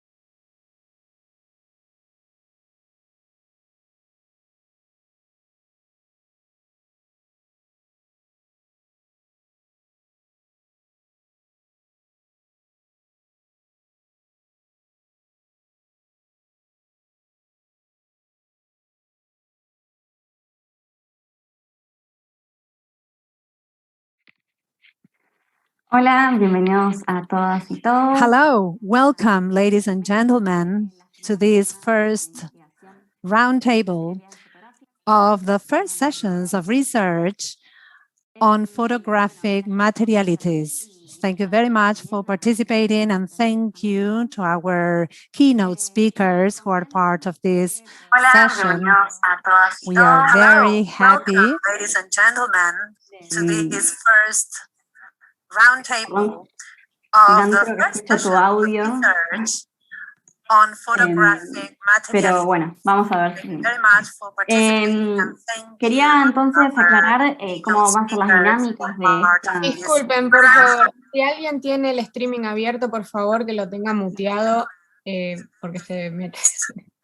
roundtable. The first session of research on photographic Pero bueno, vamos a ver. Thank you very much for participating, and thank Quería entonces aclarar cómo van a ser las dinámicas de esta. Disculpen, Bueno, por favor, perdón. Perdón por los inconvenientes a esto en cuestiones informáticas y por Zoom, pero perdón, retomamos. Las ideas de las dinámicas de esta mesa es que sean de discusión. So the dynamics of this table is that this is a discussion, so we need to consider that we will have the presentations recorded, but now let's pay attention to this discussion. Let's make the most of this time in order to talk about this subject matter, materiality of photography. So what I wanted to share with you, I will read the bios of the speakers, then Simon Fleury is going to share with us his research, since his video was more for the introduction. Then I will ask several questions for the speakers to elaborate more on their presentations. So, before we start, I would also like to tell you on a personal note that I am very thankful to Grant Romer for being here with us. Thank you very much for accepting our proposal. And I consider him a great master, a great teacher. And as you know, he is an expert in the daguerreotype, and he is very accessible and welcoming to our questions and our concerns, particularly as regards conservation of photographs. And we had a pleasure of having him in Montevideo in the photography sessions. So as we are on this other side of the world, well, thank you. Thank you very much for guiding us and for helping us in such an uninterested manner in our learning processes. So I would like to share with you the bios of our speakers. Grant Romer holds a master's from the Rochester Institute of Technology. In 1976, he joined the staff of George Eastman House, where he became photo conservator in 1989. He was director of the program for advanced conservation of photography of the foundation in 1999 to 2010. And after retiring in 2010, he has the title of Scholar of Residence at the George Eastman House. He's also a consultant. He gave his service to many renowned institutional photographic collections, St. Petersburg, the Metropolitan Museum of Art in New York, among others. He was given scholarships from renowned foundations, the Max Planck Institute, among others. He was also a holder of 2 Fulbright scholarships. Mr. Romer is an international authority of photography, particularly in the daguerreotype, and also he gives many lectures on photography. He also curated several exhibitions. In 2014, Roman founded the Archive Imaging academy devoted to exploring technology into the visual experience. Ever since 2018, he was member of the faculty of a regional information program of the Center of Photography in Uruguay and Mexico. Carlos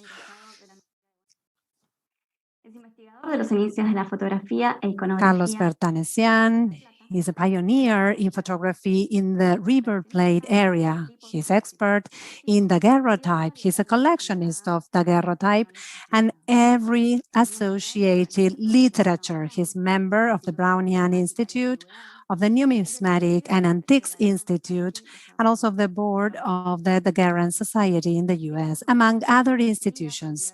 His collections were exhibited at several expositions at international and national level, and he published 2 books.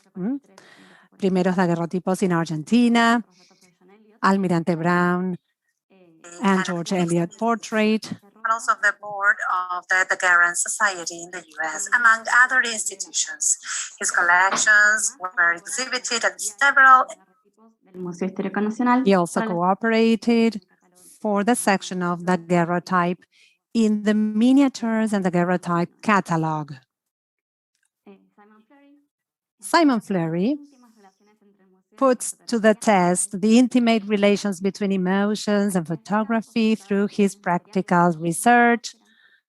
He specializes in photosphere, in modes of conservation based on the analysis of materials. This practice is based on many years of work as a senior conservator at the Victoria and Albert Museum, where Simon takes charge of these works. His practice includes commercial experience, postgraduate studies at the college, and currently he is completing a PhD at the School Design. And finally, Finn Lloyd is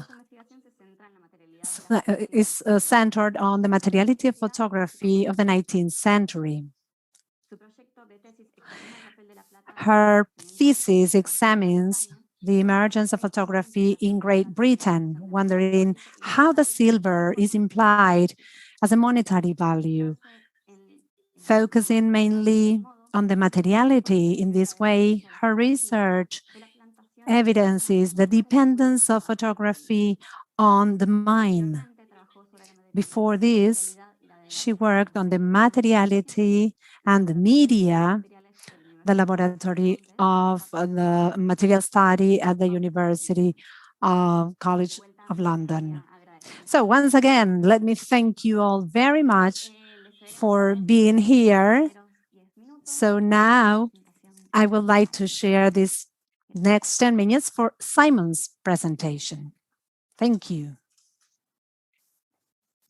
Many thanks, Clara, and to the organizers for allowing me to expand on my short, rather noisy video, and obviously, and of course, to the other participants for their fascinating presentations. So in the next 10 minutes, I'm going to give you a rough whistle-stop tour, and I will introduce the subject and field of my research, which is London's Victoria and Albert Museum, outline a conservation-based research that I'm undertaking into the complex relations between the photograph and the museum, its objects, and then conclude by introducing a somewhat indeterminate hybrid inhabitant of the museum's photography stores. Thank you. The Victoria and Albert Museum is saturated in the photographic. Its objects, activities, and practices are wide and numerous.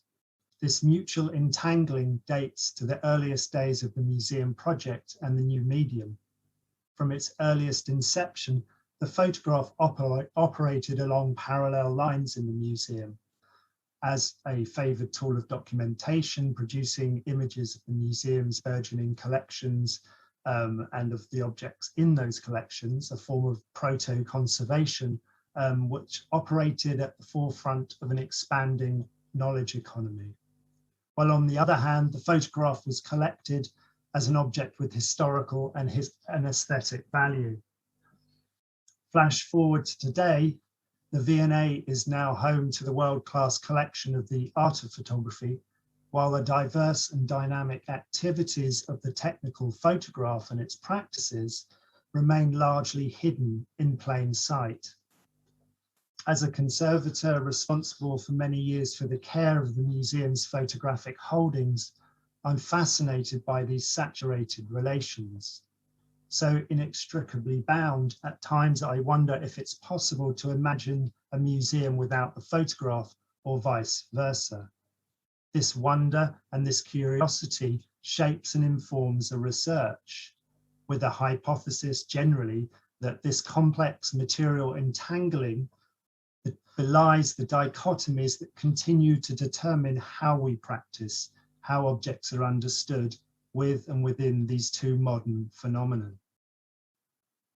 If, as this suggests, the situation requires alternative narratives, this research looks to, amongst others, Professor Jeffrey Batchen's desiring production and the notion of assemblages that he takes via Michel Foucault's biopolitics of power knowledge formations, Professor Elizabeth Edwards' framing of the institutional lives of photographs as formational ecosystems, which chimes with the philosopher Isabel Stenger's cosmopolitical account of ecologies of practice in science studies, and importantly for me, to access the granularity of the specific encounter, I draw on feminist scholar Donna Haraway's situated knowledges as a way in which and through which to resist and rethink the stubborn modern dichotomies, such as this kind of either or art or information, that continue to dominate and determine the role of the photograph in the museum context.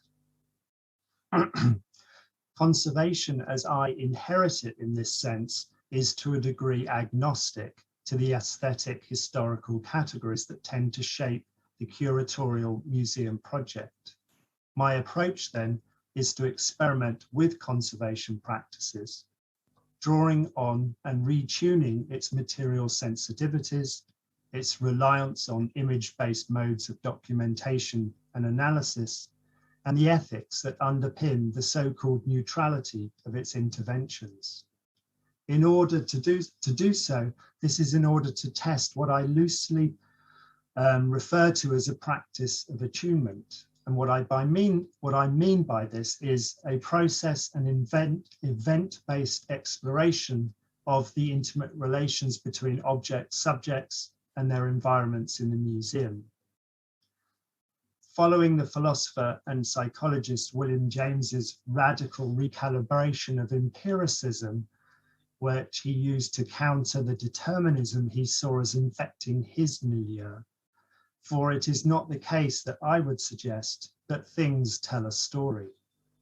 In this spirit of show and tell, I'd like to conclude my talk with a recent encounter with an object in the museum's collection store. What you see behind me, I hope, is a JPEG image of a large cartoon by the British artist Edward Burne-Jones, comprising a series of over-painted photographic prints tiled on stretchers made at the turn of the 19th century for a series of cathedral windows.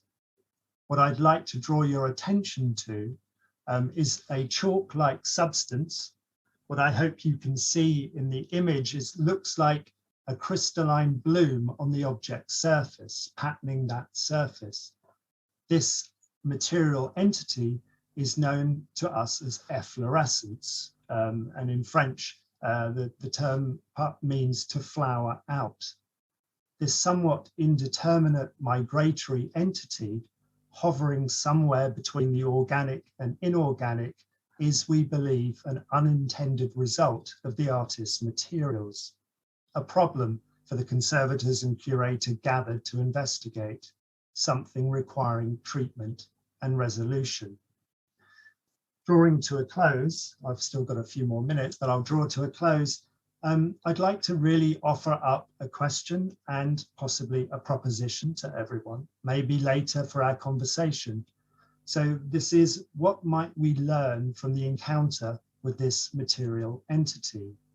how might we create the conditions with which to accommodate and welcome this curious, uninvited guest emerging from the netherworld of the museum's object stores? Thank you very much.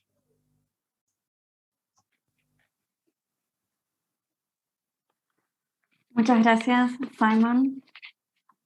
Thank you so much, Simon.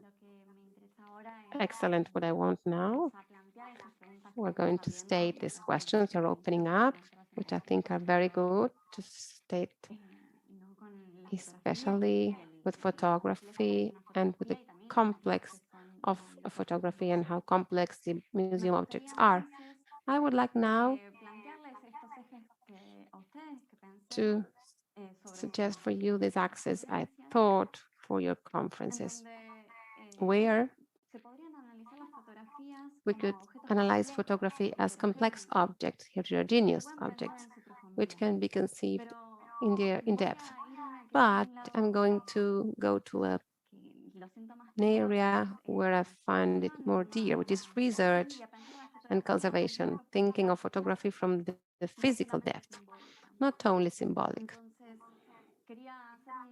So I would like to make an analogy with the form of researching, with thinking of photography in terms of its layers. For example, let's think of how the world of conservation conceives photography. To analyze a photograph, to learn about its materiality and about its technique, it's necessary to think of the different layers it has, whether it's a support part, agglutination part, the particular image-forming particle layer. This is how we may start analyzing each of its layers. This is how I would like to think, for example, in a more obvious manner,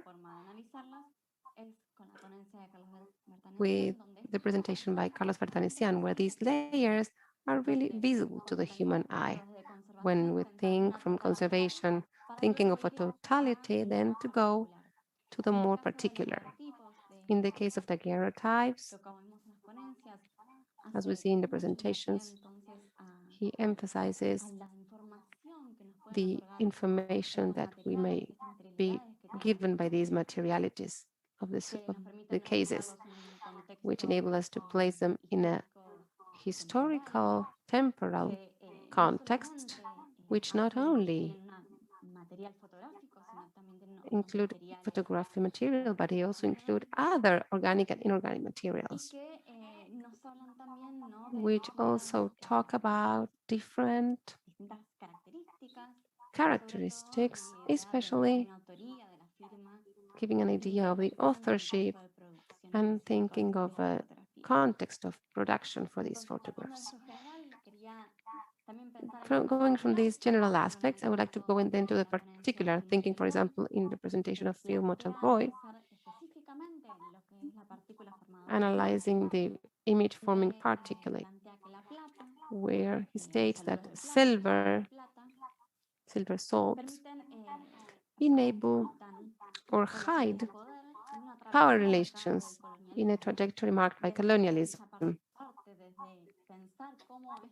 From thinking how this silver, this mineral taken from the Valencia mines of Guanajuato, have a connotation where these relations of colonialism, extractivist colonialism of silver, are hidden. How can we think of the materiality of these experimental photographs? And as we saw before with Bachan's talk, but then the photographs that were made by Talbot with this calotype and the salt print.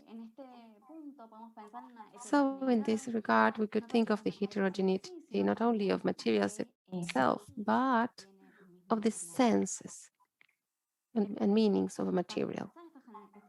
To think of this heterogeneity, Grant proposes thinking of a definition and an ontology of photography. Specifically, which is difficult to think about it in Spanish photography, for us it's photography, both as an object and as in the practice of photography. So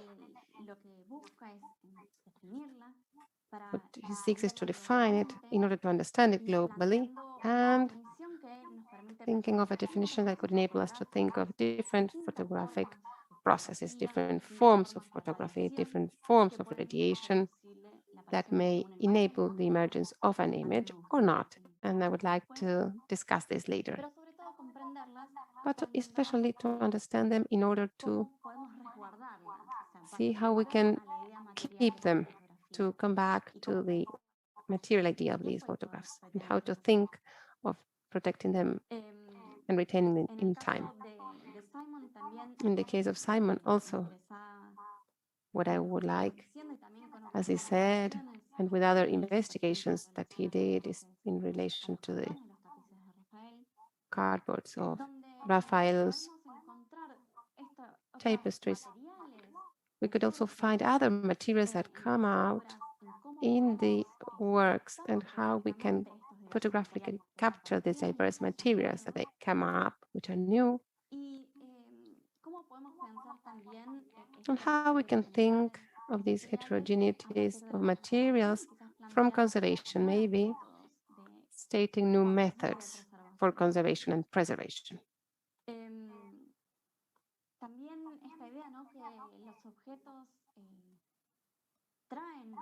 Also this idea that objects bring some unexpected things that were not conceived when they were brought to museums. They may enable us to think of time, which is also important for photography, that these new materials, not photographic and non-photographic materials, also have a life cycle, and they present and show different facets. So time is something very important to reflect on this heterogeneity.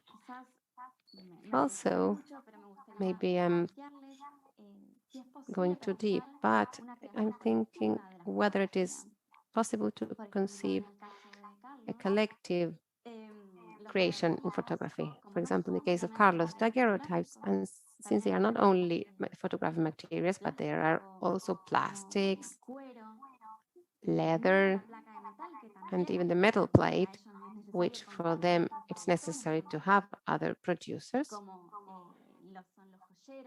such as the jewelers, silversmiths, and all of them together build up to this system, which is a form of conservation for these daguerreotypes. Maybe we should start doubting or questioning ourselves about this authorship's character of unique author, since we have elements that were made by a multiplicity of actors. The same could be said for Talbot's photographs or all the photographs made with silver at that time, when we have the workers of the mines who made it possible for those images to be made as fin sustains. And as she says, which is very interesting in my opinion, photograph is part and producer of the imperialism of resources. So we won't have photographs where we may think of a definition of this idea of where authorship lies, when we have a big diversity of materials and a big diversity of players that make it possible to integrate these materials. So, in order to close, I would like to highlight that all these approaches question themselves about this material depth and symbolic depth that may enable us to displace ourselves from this individual subject in photography and thinking of a mesh of social cultural relations. So I'd like to suggest to you one question to each of you so that we can start working on these problems. You may develop on what I have said or on things that you have to say about your presentations, but I would like to start with Grant. to think, to ask him about the time in his definition of photography, where he states as part of the moment, the time where the photograph is made, but also you imply that there's a time that is related to a memory. And I would like to think of that. What is the idea you have of this time after the photograph was taken? How could we relate this to conservation of this time, which changes this photograph material?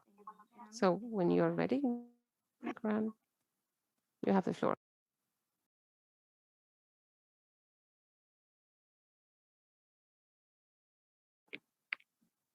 Perdón, Grant, no te estamos escuchando.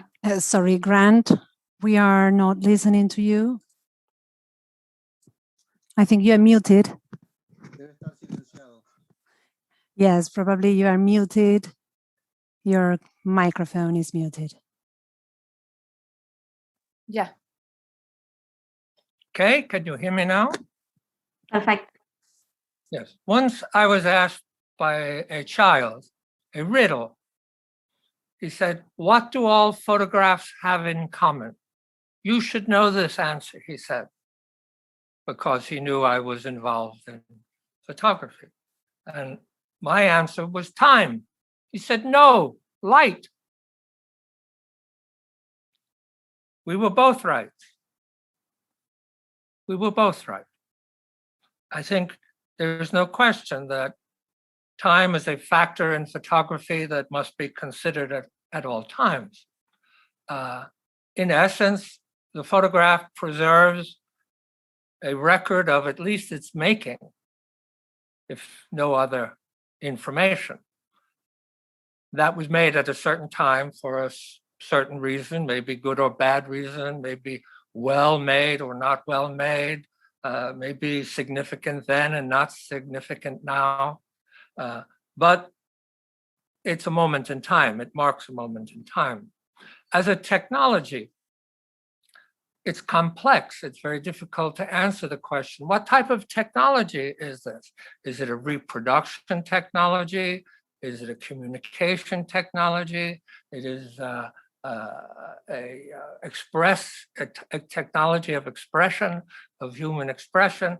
It's been applied in many technological functions. But in essence, what is its fundamental technological reason? I question that people don't have a very good grasp of the definition of technology. What is technology? Most people are not able to answer the question. They'll say, well, the airplane or the computer or the automobile, that's types of technology, but it doesn't answer the question. In my long consideration of this, I thought it was a time technology, actually, but I came to a different conclusion recently, that it is a memory technology. It is a technology that extends human memory. It's a technology that extends visual memory. It basically augments and extends visual information that we fundamentally keep in our minds. It allows us to keep it elsewhere, but is fundamentally informing the mind, expanding the capacity of the mind. I have seen far more than I should have seen as a natural-born human being by photography. I've seen things I shouldn't have seen. I've seen things that I wouldn't have seen given my position in society where I was born. I've seen things I should not have seen. You have as well. You have as well, and you've been marked by it. You've seen things you cannot unsee. When you see someone run over on the street, you'll never forget that sight. I've seen people killed by the hundreds because of photography. This is visual memory. I today saw a Swami on YouTube talking about the value of life. He said, well, there's emotion and there's thinking, but there's something else more than that that's real important. I realized I just do emotion and thinking. I don't do maybe one purely or the other purely, or the one well and the other one not well. I'm all mixed up in thinking and emotion. That's fundamentally what my life is. Photography is very much involved in that as well. The Swami also said, time is the same for all of us. It can go faster or slower according to your moods, whether you're entertained or not, whether you're suffering or not, but it's the same. It starts when we're born and it ends when we die, he says.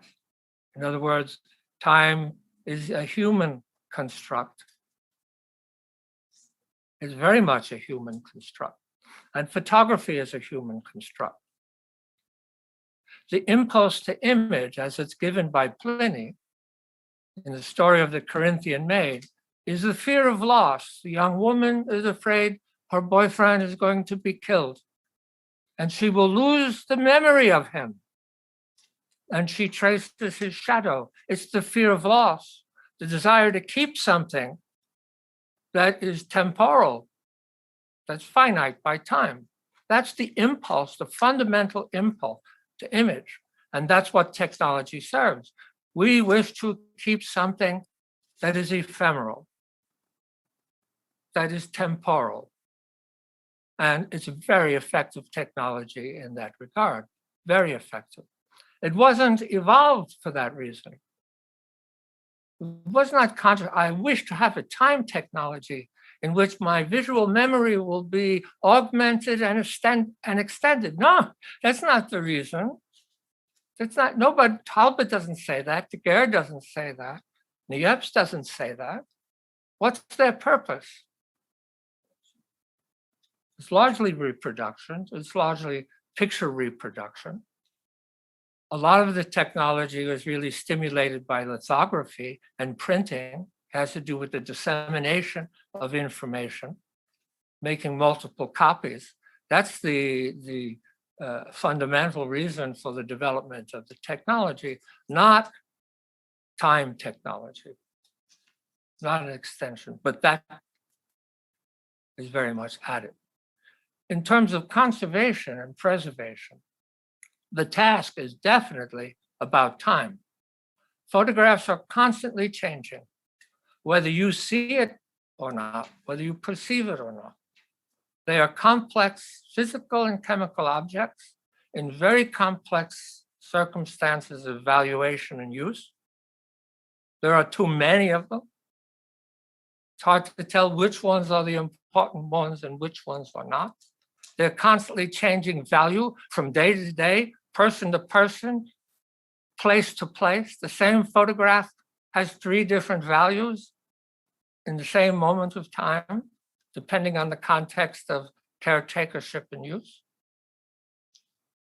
And they are materially changing and changing in ways that change their meaning, their value, and their function.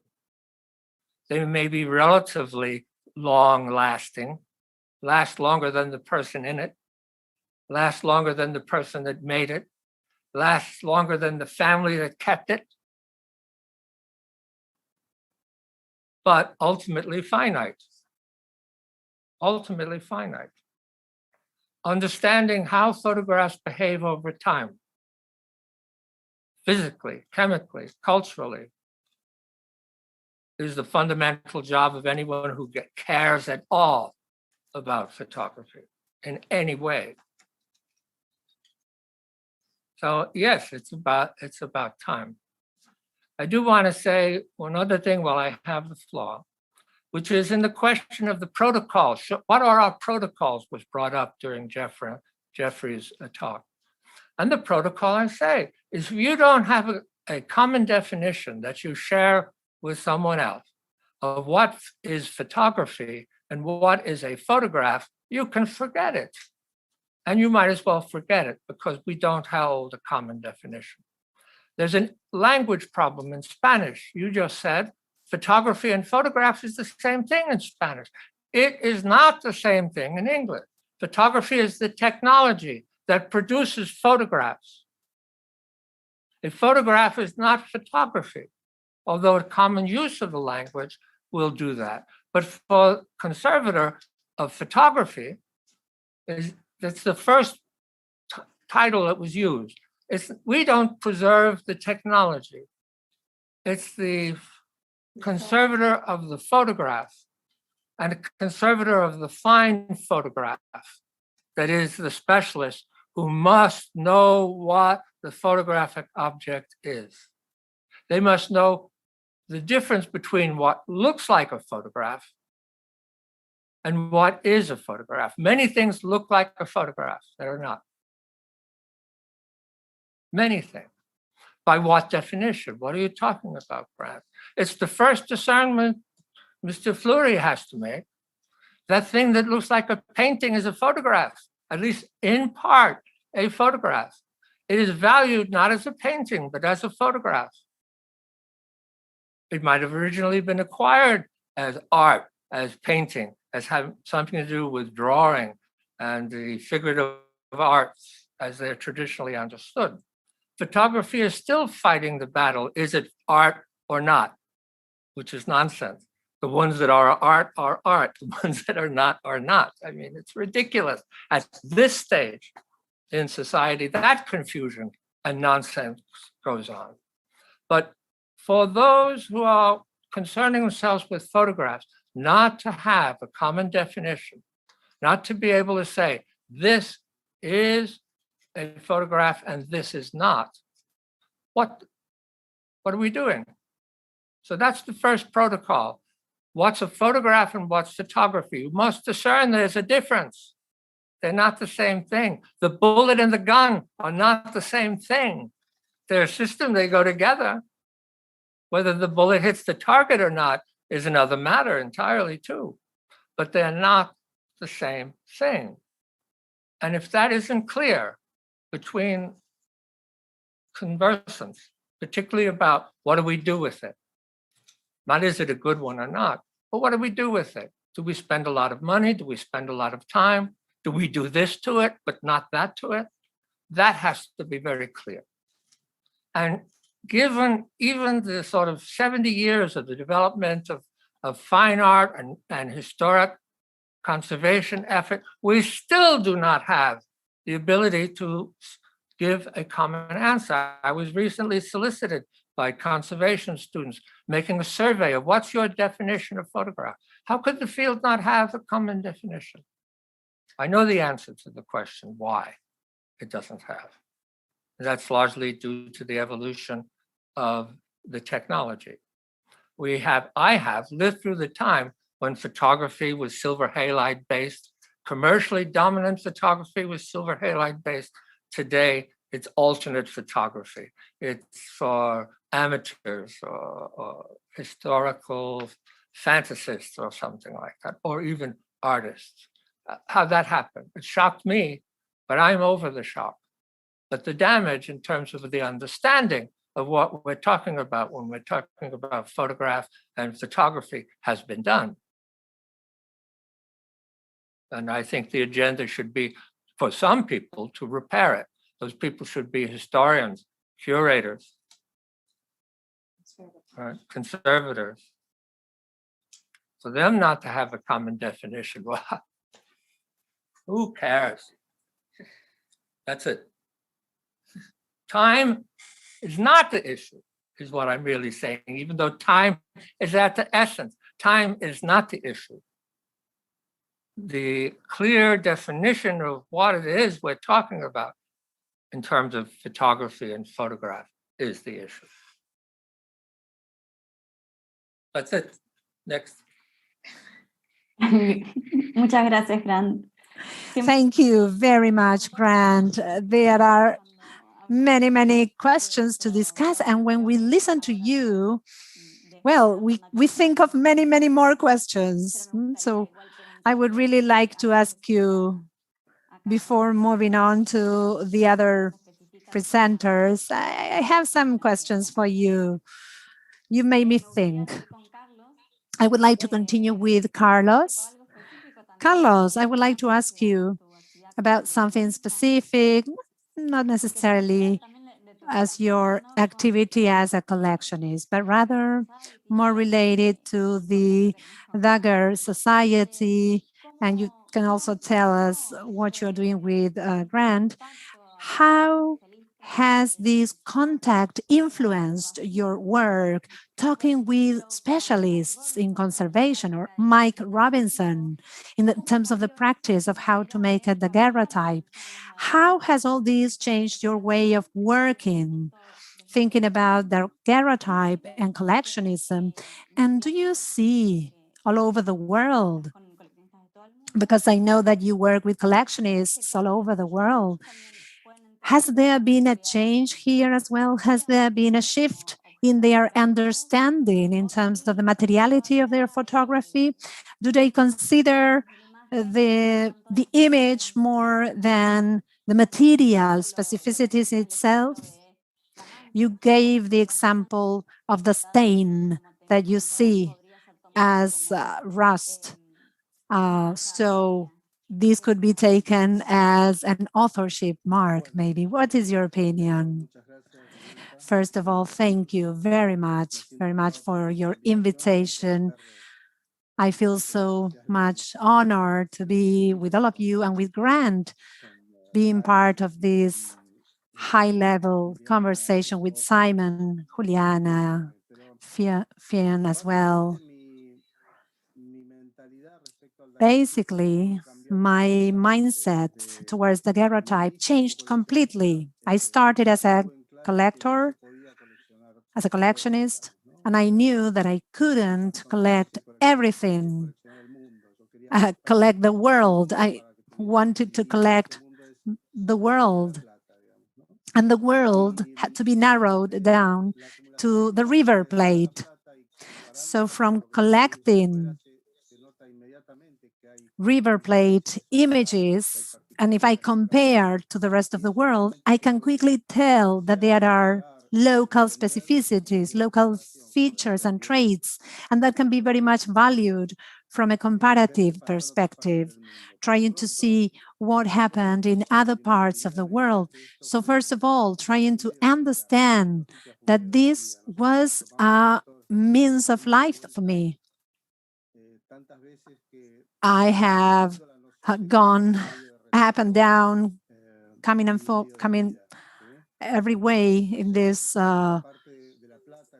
movement. So the silver part, the elements, you ask who the author is. There are stakeholders in the process. The author creates the visual object in one way or other. But this is like a chain work. Everybody takes part until something materializes. But each and every part that finally gets to the end, materiality, in my case, the daguerreotype, there are participants. I wouldn't call them authors. Author is the one who finally makes the visual creation. So in essence, there is a visual creation that must be made.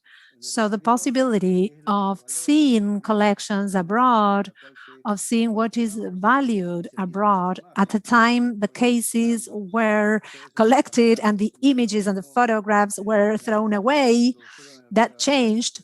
And it's not the same to see the photos of the River Plate than those that were made in Brazil or in Spain, not just because of conservation purposes, but because of how massive it was in the US, making a social cutoff, a constellation of images that you find in a certain society sometimes is absolutely different. The young America that Grant studied so much, the owners that are able to make a social and a business ascent in society, that doesn't exist in the River Plate region. So understanding the local specificities and particularities can only be achieved through a global view.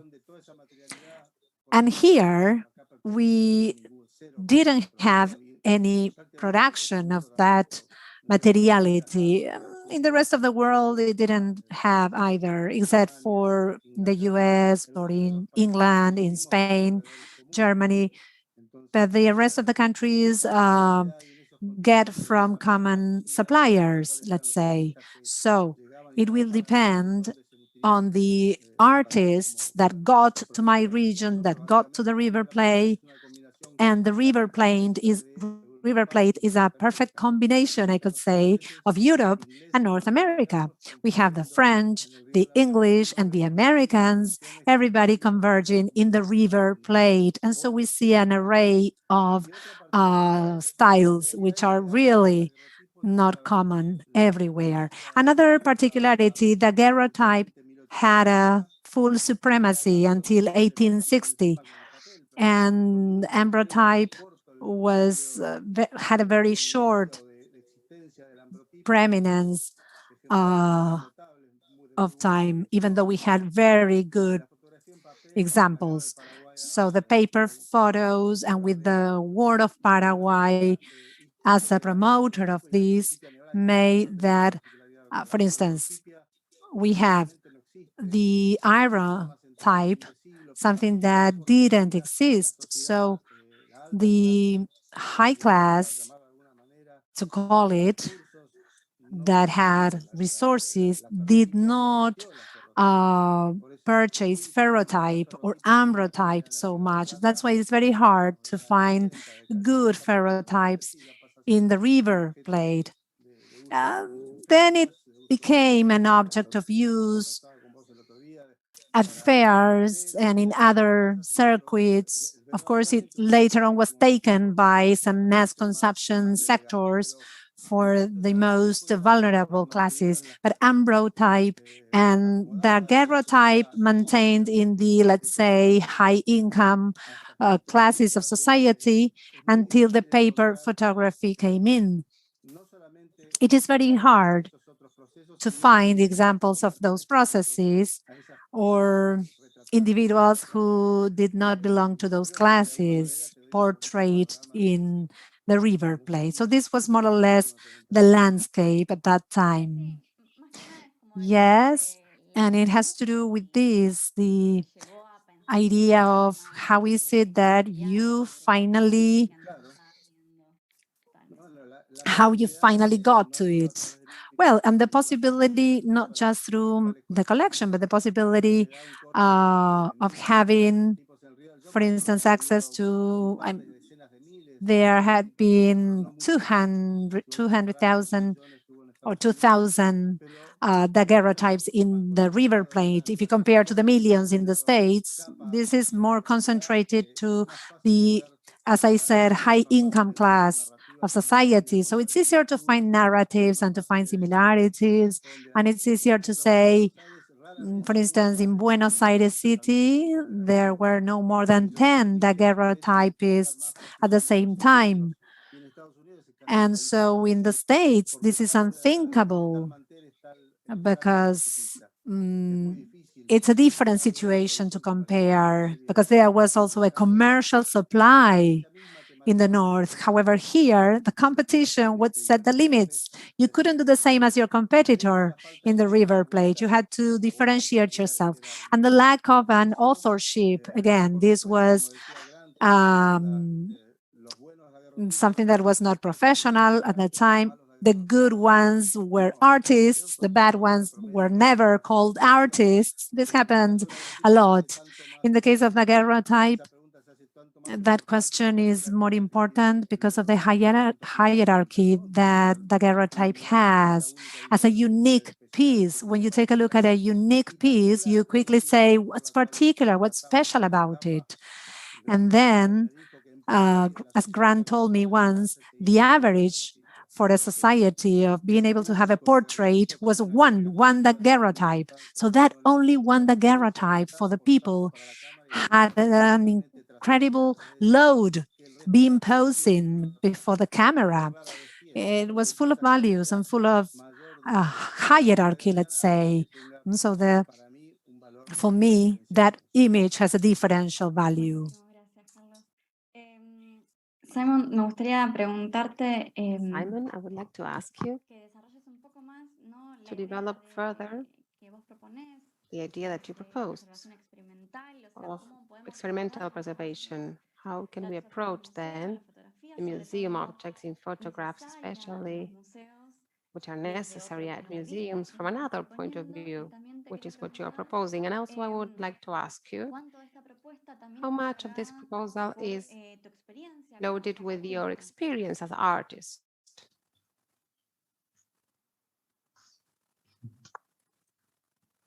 Thank you for the question.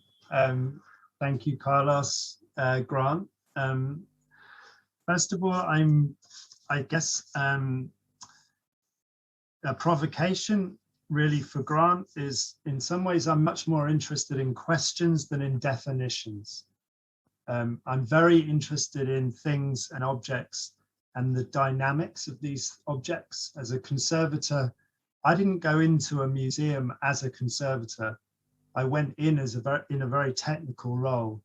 And over many years, I became really fascinated and gained skills and knowledge. But I think what I really need and interested in staying with is the, I think someone mentioned meshwork. Where did I write this down? I think it was you, Clara. You spoke of a mesh or meshwork. And what I'm very interested in, and it comes back to the anthropologist Tim Ingold's notion that things are always on the way to becoming something else. This for me is really key. It speaks to me as a conservator and to what you said, Grant, about materials, but it also it leaves the door open for difference and the possibility of change. I don't believe that objects start out as art and stay as art. And I also don't believe that technical objects don't also change over time. And what I'm interested in the museum is the practice. I think what for me is really key, and what we're not talking about, and it's very difficult in a museum context or in a context of conservation to think beyond the object, beyond a preoccupation with an object. But the whole interest for me in conservation is it puts you at that point of intersection with materials and with this. I'm not so keen so much on this notion of an assemblage, but for me, I'm very interested in what you've been speaking about mostly, and I think, Grant, and please correct me if I'm wrong, but listening to your presentation, there's a sense of the photograph as an event, as something that happens. And it's that affective level. And for me, I'm really fascinated at the moment that where that really is coming through in practice is the work of Marcel Duchamp and how he worked over pretty much the course of his artistic career with photography. And what he was interested in wasn't time, it was feeling.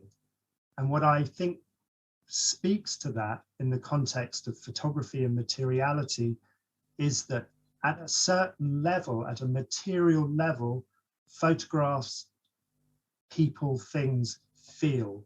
They are subject to and they are affective. And I think for me, what I'm very interested in, and I'm not sure if I'm making much sense of this, but at that level, and I don't think it's even necessarily, but you can talk and think about layers, but I think assemblages don't give enough differentiation between different, that, you know, not everybody thinks and feels at the same level. Materials think and feel at different levels to humans, but we have to be able to find the language. And I think obviously language is a technology, but that point at which something matters to us. And I think unless we talk about practices at the moment, with everything that's going on in the world, there's some kind of assumption that museums will always be there to care for these objects. I'm finding in my own practice and in what's going on in the UK, that this isn't necessarily the case. And the argument isn't being made for why it matters that we do actually look after these objects. So I think I would like to take the discussion, or I would like to introduce, and it goes somewhat along where Carlos was speaking as this kind of participation. But at a certain level, there's a material participation. And I think from that material participation, we can talk about authorship, we can talk about the solipsistic individual of the artist. And this is something, again, that Duchamp very much pushed against through his work. But it's trying to get to that point at which things matter to people. And that, yeah, I think that's enough for now. Was there more, Clara? Sorry, I've kind of gone off in a direction. No, perfecto, todo muy bien. That's excellent. Sí, I sobre respond? todo, sí. Yeah, I think he said two very important things. One, museums are not forever. Just as it's very valid to talk about what was photography as opposed to what is photography today. And what was the role and nature of museums has and is very quickly changing. And there's no guarantee it's going to continue to be the warehouse and caretaker of the artifacts of culture. This is really a moment in which that has to be looked at too, as nebulous, not what it was, and changing. Secondly, he said, I'm interested in definition. I'm not interested in definition. I'm interested in photography and exactly what he mentioned. There's something in photography that's engaging, that didn't just engage me, engaged a hell of a lot of other people. It's a vast ocean. The ocean, some people know there's an ocean and never see it. Some people live at the edge of the ocean and never go in it. Some people go in the edge of the ocean and catch fish and live by it. Others go out into the middle of the ocean and for some reason go down to the bottom, right? There's all sorts of ways and places and inquiries and curiosities and returns that come through somehow, something about photography. What has changed is very interesting, and Jeffrey mentioned it, is the camera, for instance, no longer has any air or space inside of it. We don't know what that telephone has inside of it exactly or how it works. At one time, you could understand what a camera was. It was a human commensurate object. If you ask people who were photographers how they found their way to photography, there was usually two answers, and it had to do with what they say magic. They say the magic of the ground glass, seeing the image on the ground glass. That pulled many people into photography. The other one was the development of the latent image. Nothing, something, and not just something, but a visual fundamental reality, right? These experiences are no longer had. People go to museums and not having the same experience they had going to museums in 1950 when I started to go to museums. There are big changes going on, and they're profound. Where we find ourselves in it, and this is what he ends. What's meaningful? What is shared? What are we getting out of this? Our time we spend on, of all things, photography. You could be as interested in cows or cats. Why photography? That's something very important to be able to answer. Why do we give ourselves to photography, and what does photography give us? I think this is one of the bigger questions that should be talked about as well. For Carlos, he found he wanted the world, but he starts at home to understand the world, right? To collect the world. Yes. I'm so sorry to interrupt you, but I would like to give the word to Finn. Of course. Yeah, no, because we all had to talk, but I think she has her to the emotional part of thinking photography. Forgive me. Yes, go ahead. No. But I like to. I'm going to change language. Sorry, but va a ser más fácil. También be easier. Thinking of what Grant was saying, this emotional part of photography, how there is a side that we are not seeing, which is everything that is meant by the exploitation of resources, which is why I'm so interested in your work, Finn. Thinking of a globality of these resources, not only where there's this interest of the photographer in showing, but also there's something that's harder and more complicated beneath this. I would like, if you like, for you to tell us about your work, especially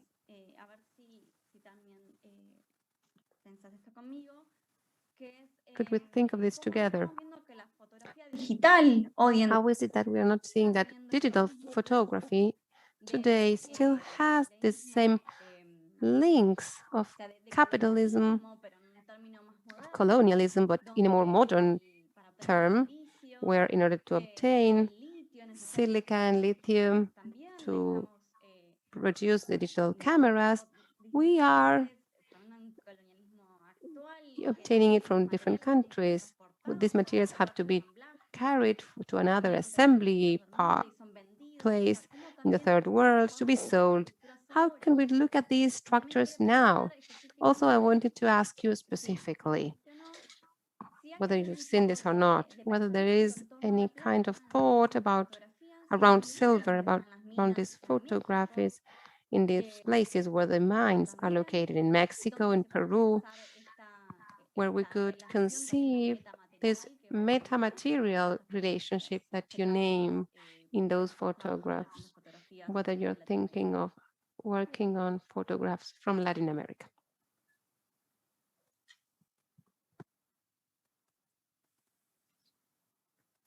Thank you for those wonderful questions. That really gets me thinking. And I think it's really important in framing my project that when I'm talking about colonial labor in the extraction of silver in the 19th century, I'm not trying to historicize this as a period which has ended, and instead using Walter Mignolo's definition of coloniality as a transhistorical phenomenon, and thinking about neo-colonial sites of labor.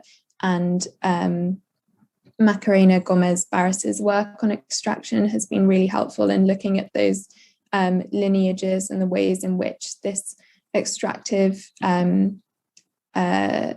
economy has been carried forward.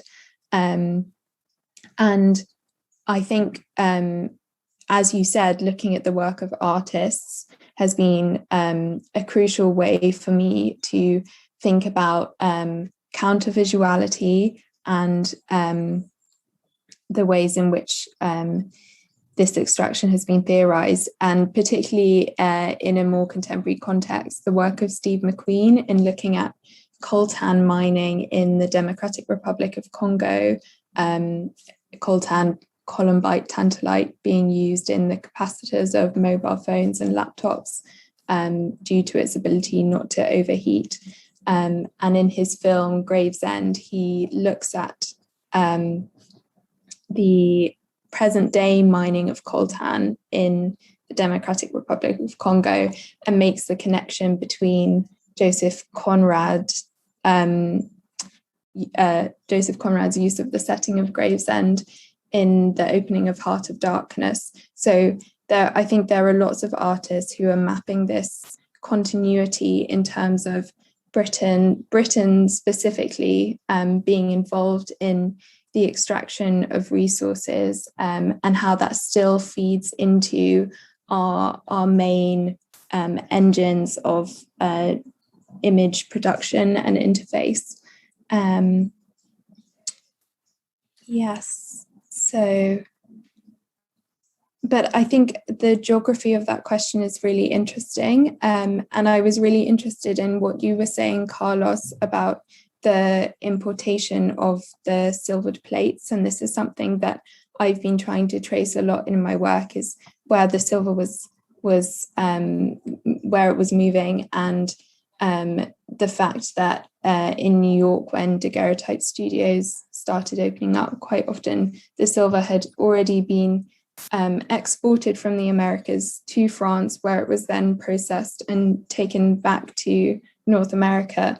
And I don't want to derail the format at all, but I was just wondering about the specific resonances of some of the materials being used in the cases and the daguerreotype itself in an Argentinian context, and particularly thinking about political economy. And it was so interesting that one of the examples that you used had the depiction of railway on it. And I was wondering whether these wealthy elites depicted in the portraits would have been deriving their fortune in any part from these economies of extraction or the expansion of railways. ¿Contesto? Gracias, Finn. Me gustaría igual... First, I would like to open up this system for the question. Carlos, when you're ready, you can answer, but it would be great if we could make concrete questions so we can continue within reaching rebate of Grant and Simon. So I have a quick question, answer. The nexus has been lost between the thematic of the cases and the portrayed people. So far as I could find, I haven't found direct links. And on the other hand, all the daguerrean plates, whether French or American, they were imported. None of these were manufactured. Not even cases were made. Some frame, some decorative frame with plate, with silver may have made only for decoration. I think in the video I showed one of those frames that had Bolivian silver, maybe from the river plate, but I have no way, I haven't critical mass, sufficient critical mass to say whether this was done here or not. So these are almost exceptions which don't give any rule. The rule is that basically everything was imported, as in the rest of the world, except in the central areas. The silver was going from France and to France and the US, but maybe Grant will have a clear answer for that. But from Argentina, in my experience, no manufacturing was done, neither of the cases, nor the frames, not even the plate and the chemicals that were found, and the manifests of the imports in the descriptions of the materials arrived. It said materials have arrived, chemicals have arrived. This gives us a clue that there was a continuous flow. This is why in the presentation I'm saying that there was no diversity of cases, and there was diversity of itinerant artists. If for some period they used this case and I found that case, I would, and basically the same features, the attributions are possible. Of course, always these attributions may be difficult. But the historical context, the life of the artist, and the type of visual use of visual and the containers, if we combine all this, we may make an attribution. I gave the example of Urquiza. I think we have many proofs. Even the diary says that 2 portraits were made. So the summation of clues allows us to make an approach, but there is no certainty.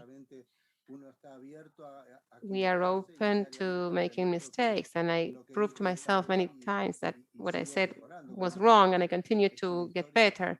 As any historical study, we continue to learn as new information emerges. Buenísimo, gracias. Thank you very much. Simon, would you like to answer Grant in relation to his intervention, or Grant maybe would like to give some answer or reaction to Carlos in this idea of these movements of extra photographic elements of the between the countries. Who would like to say something?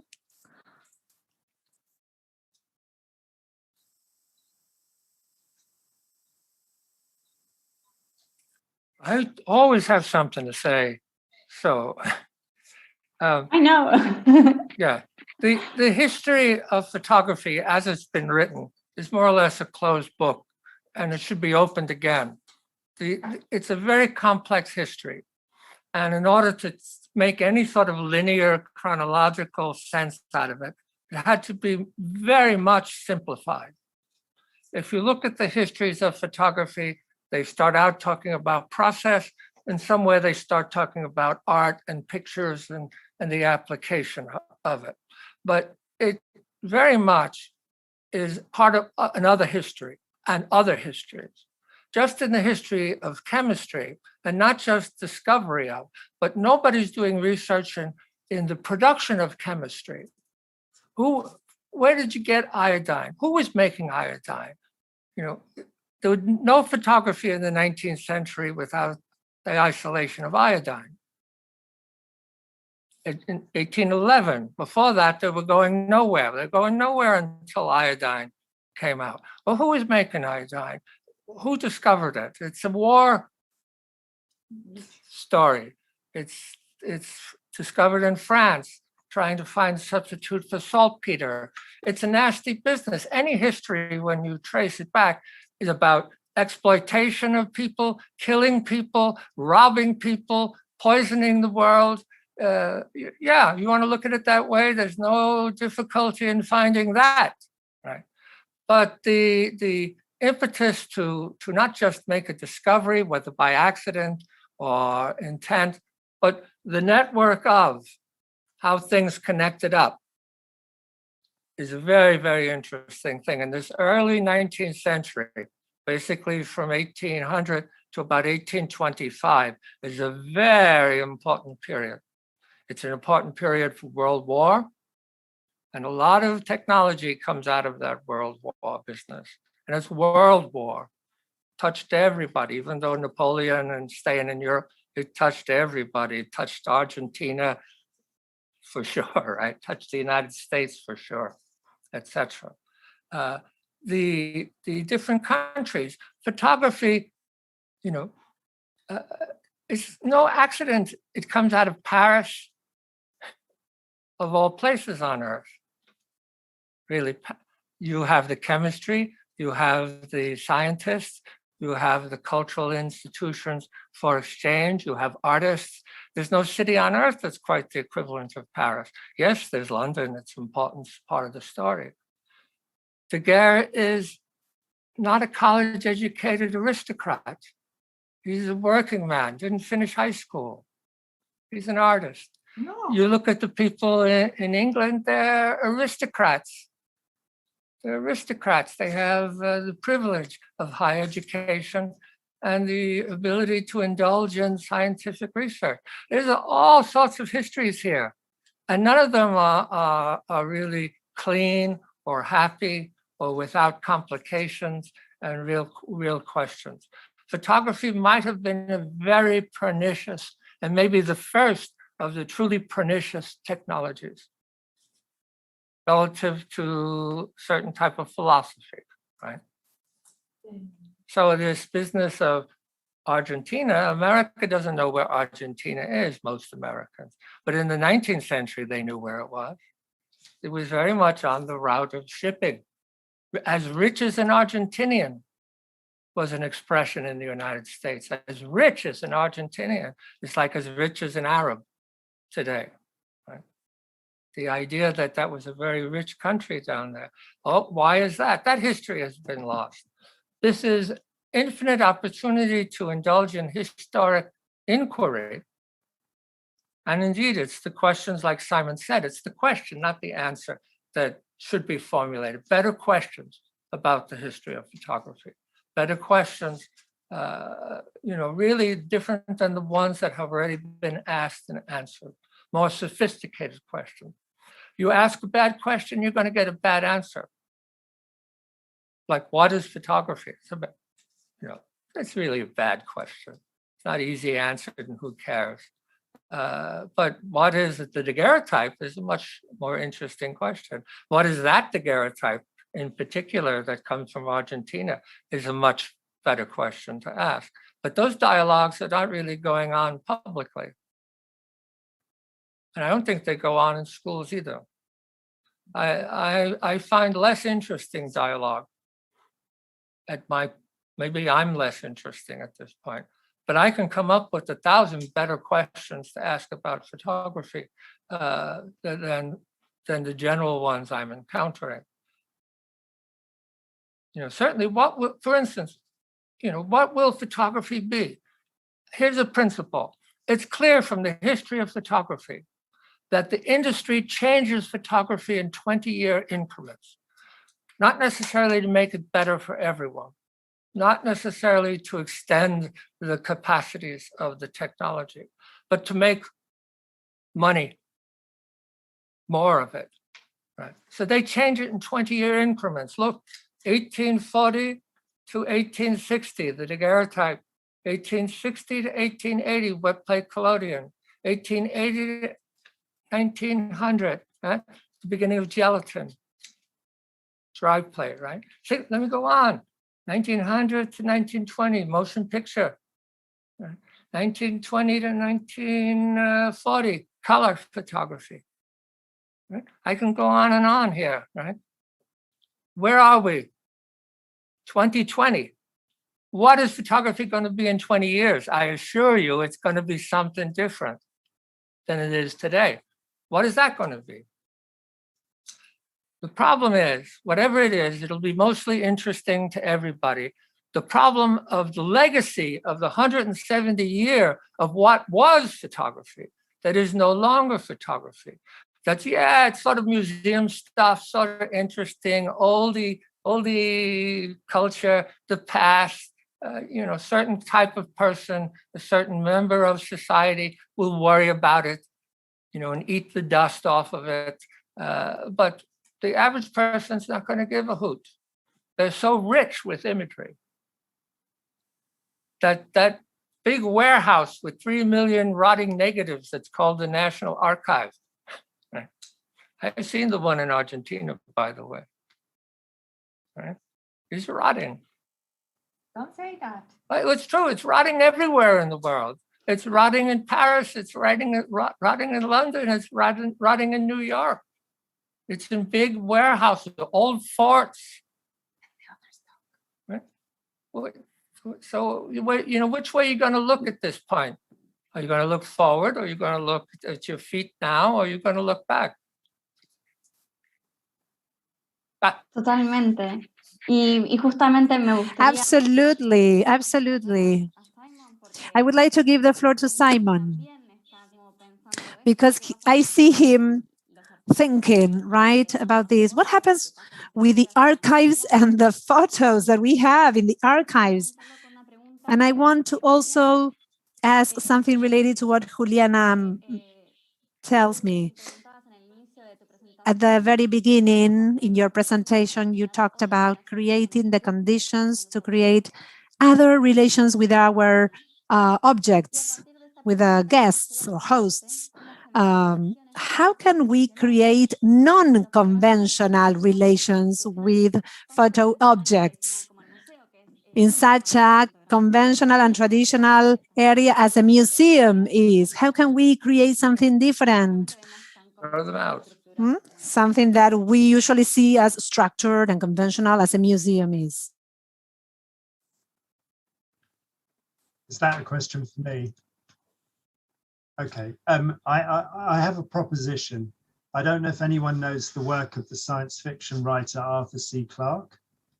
For me, I find it really interesting after many of the things that have been said this evening, but he has 3 laws, and one of his laws, which I think speaks to what you were saying, Grant, is that any sufficiently advanced technology is indistinguishable from magic. So maybe this is the thing. And also, I think for me, what I'm interested in many ways, and what I find very interested in science fiction and speculative fiction, and this is where Donna Haraway's work becomes really important for me, is that the trying to imagine alternatives. And there are many fantastic ways to do that with photography. I'm very much not unsure now about whether the museum is the right place to do this anymore. I'm sort of there with your theory on it. It's almost become like a bin, really, for things. But maybe we need to think, you were talking historically, but in order to think we also have to think the future. And I think we have to be able to imagine, and the imaginate. This is where it's kind of, I really liked this sense in your talk, Grant, where you spoke about technology as being weaving. And there's a fantastic story by Ursula Le Guin called The Carrier Bag Theory of Fiction. It's a very short essay. And she uses the idea of weaving to also speak about one of the earliest technologies was a form of container. It wasn't just about clothes, it was about being able to carry things, which I find absolutely magical. And as she goes through these different, I've got it here because it really resonated with me. So she talks about pouches, bags, containers for people. Then later on, you take it out and you eat or share it or store it up for winter. Put it in a medicine bundle or the shrine or the museum, the holy place. And I don't know, I haven't really got much thinking around this, but I'm very interested in that relation. What, as you say, there's something going on with electronic images with the photograph. I don't think it ends at the chemical photograph. I think if we think with meshworks, we can see the networked image, the potential of the networked image beyond the kind of the material. For me, it's not ever immaterial, but this sort of, someone spoke earlier about immateriality. And also that very much for me, because to maintain these meshworks and these networks, as Fionn was saying, there's huge extraction involved, there's huge energy involved in maintaining clouds and these kind of databases. And yeah, anyway, I'll leave it at that. Thank you. One of the interesting things I heard in the 1980s, when I started to see that there was that a disruptive technology was coming, disruptive to particularly photography. And it was at a meeting in Italy. There were two archivists talking. One said that the future was going to solve the problem of the preservation of all this valuable record by the atomic switch. It would all be contained in something like about that big, and everything would be kept in it. The other guy said, no, that's vulnerable. It could be easily lost. And the other guy said, well, the record is so redundant. It says the same thing over and over and over again. Mama, mama, mama, papa, papa, papa, baby, baby, baby, president, president, president, war, war, war, war. You know, that all you need is a little bit of it to survive. And it'll fundamentally carry the message forward such as it needs to be to serve the function of history. What does historic record, what function does historic record serve is an interesting question. How much of it do you need? You know, one pharaoh's tomb is all we need to romantically go, oh, how terrible, what must have been lost. But one will do the trick. If they were all saved, it would be a big problem. You wouldn't know which one to pay attention to or not. These were two profound truths.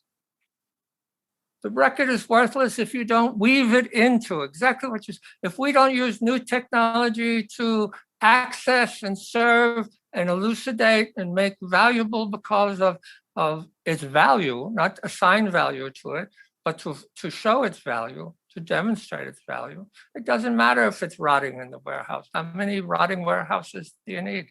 How many photographs of tango dancers do you need, you know? There's some great ones I saw, great ones. I'd like to see more, but if you don't make it available. But that's, whose job is that? Culture? Whose culture? Government? Right? What you're saying, you should be preaching, Simon. You should have a podium on Sunday or Saturday and preach to people what you're saying. It's inspiring, it's beautiful. I would make people cry. You would make people smile and dance, right? My message is sour. But who are, you know, the academics? Don't talk to each other. You need to talk to your mother, your father. You know, think of all the photographs you all have. We all have a ton of photographs. What do you do with them? Bueno, tenemos justo una pregunta de María Alejandra López. We had a question by Maria Alejandra Lopez that has to do with this. How do you see and what do you think of the digitalization of media, photos that some institutes are carrying out? And I was thinking about this, as you say, we have tons of documents, we have negatives, we have everything. Is it possible to digitize each and every bit? Is it necessary? What do you think? It's related to what Grant is just saying. To what extent can we do it? There's an and answer will to digitization be truly useful? There's a historic answer to that. Look what happened with microfilm, a photographic solution to all of those newspapers that take up so much room. They put them on microfilm throughout the newspapers, and then the microfilm rots. Right? Nobody microfilms anymore. This is, in this country, it destroyed vast amounts of material, archival record. And indeed, this is what happens. Storing these warehouses that are expensive to maintain the space, the environment, to give to 3,000, 4,000 negatives, that's a little bit. There are 5 million, 6 million negatives at certain institutions, 6 million negatives. It's good that they're rotting so you can eventually throw them out, right? What is the criteria of preservation? Which ones do you save? In the Titanic, when the Titanic was sinking, at least they had women and children first. Some men jumped in, but women and children first. Should we save all photographs of women and children first? Maybe, you know, maybe. How many do you need? How many do you need? Which are the good ones? Which are the usable ones? The lesson of history is some of the best and some of the worst will survive for no good reason. Some of the best and some of the worst will be destroyed and resources wasted on trying to take care of, which will destroy them. This is the long-term lesson. We have too much. We have too much. The result of this technology is we have too much. We don't know how to use it. We don't know why to use it. We don't have the ability to use it. This is clear. What do you do then, though? Well, you look at one photograph and you'll get interested in that. You don't get rid. The big problem is insurmountable, unsolvable. It's the individual photograph that needs to be looked at and understood, better questions asked, better examples. For instance, again, the picture behind Simon there, he didn't talk about. It's 90% painting. The 10% that's photographed maybe doesn't really even matter. Yet it's a very interesting example of a valued photograph with so many levels of interest to it. if it's laid out, if it's shown. Right? Each and every one of us should pick one photograph that's ours and make sure it gets through to the next caretaker who's going to care, not just keep it, but going to care, right? Which one do you pick? One when you were 6 years old, one when you were beautiful, one when you graduated from school? Which are the values that give any photograph more worth to care for? It's a very big problem. We're going to lose. We already have.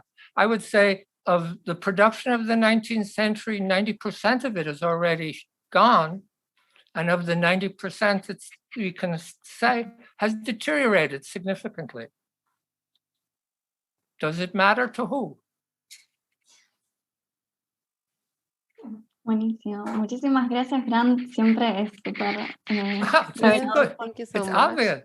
It's always I've seen brilliant. all over the world the truth of this. Some of the crappiest stuff being super well cared for. Some of the greatest stuff being neglected.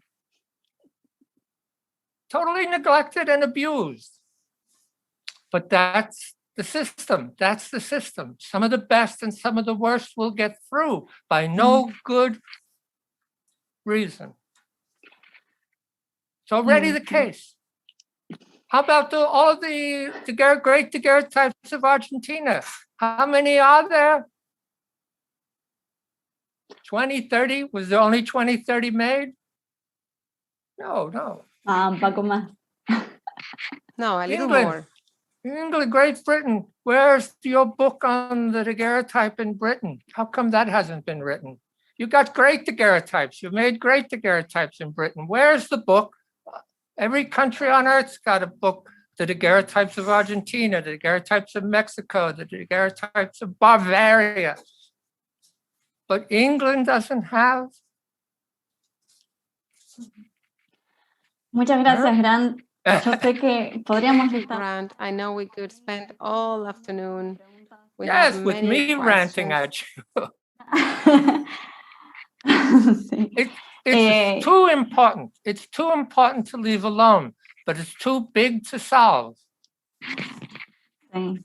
Y mismo espero que también estas jornadas Yes, planteen and they expect that these sessions would state a possible relation and a back and forth work with you, with Finn, with Simon, because we think it is very important to relate with each other. Those of us who are researching in the same manner, who are asking ourselves how to approach, and we are realizing that it is most profuse.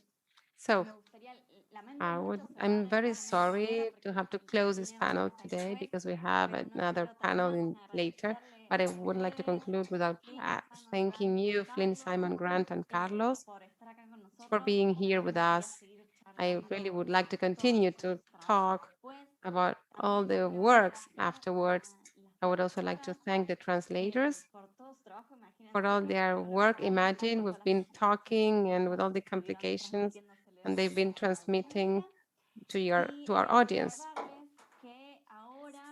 I would like to remind you that at 4:30 we'll have the second panel, which will be moderated by Daniel Merle, presenting the discussions by Verónica Tell, Marina Giordano, Soledad Barca de la Fuente,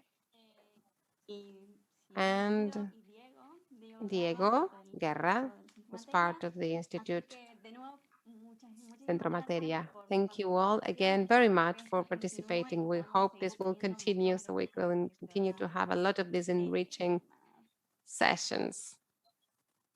Could I say thank you to Fiona? The one thing I learned today that thrilled me was that Talbot had stock in the silver mine.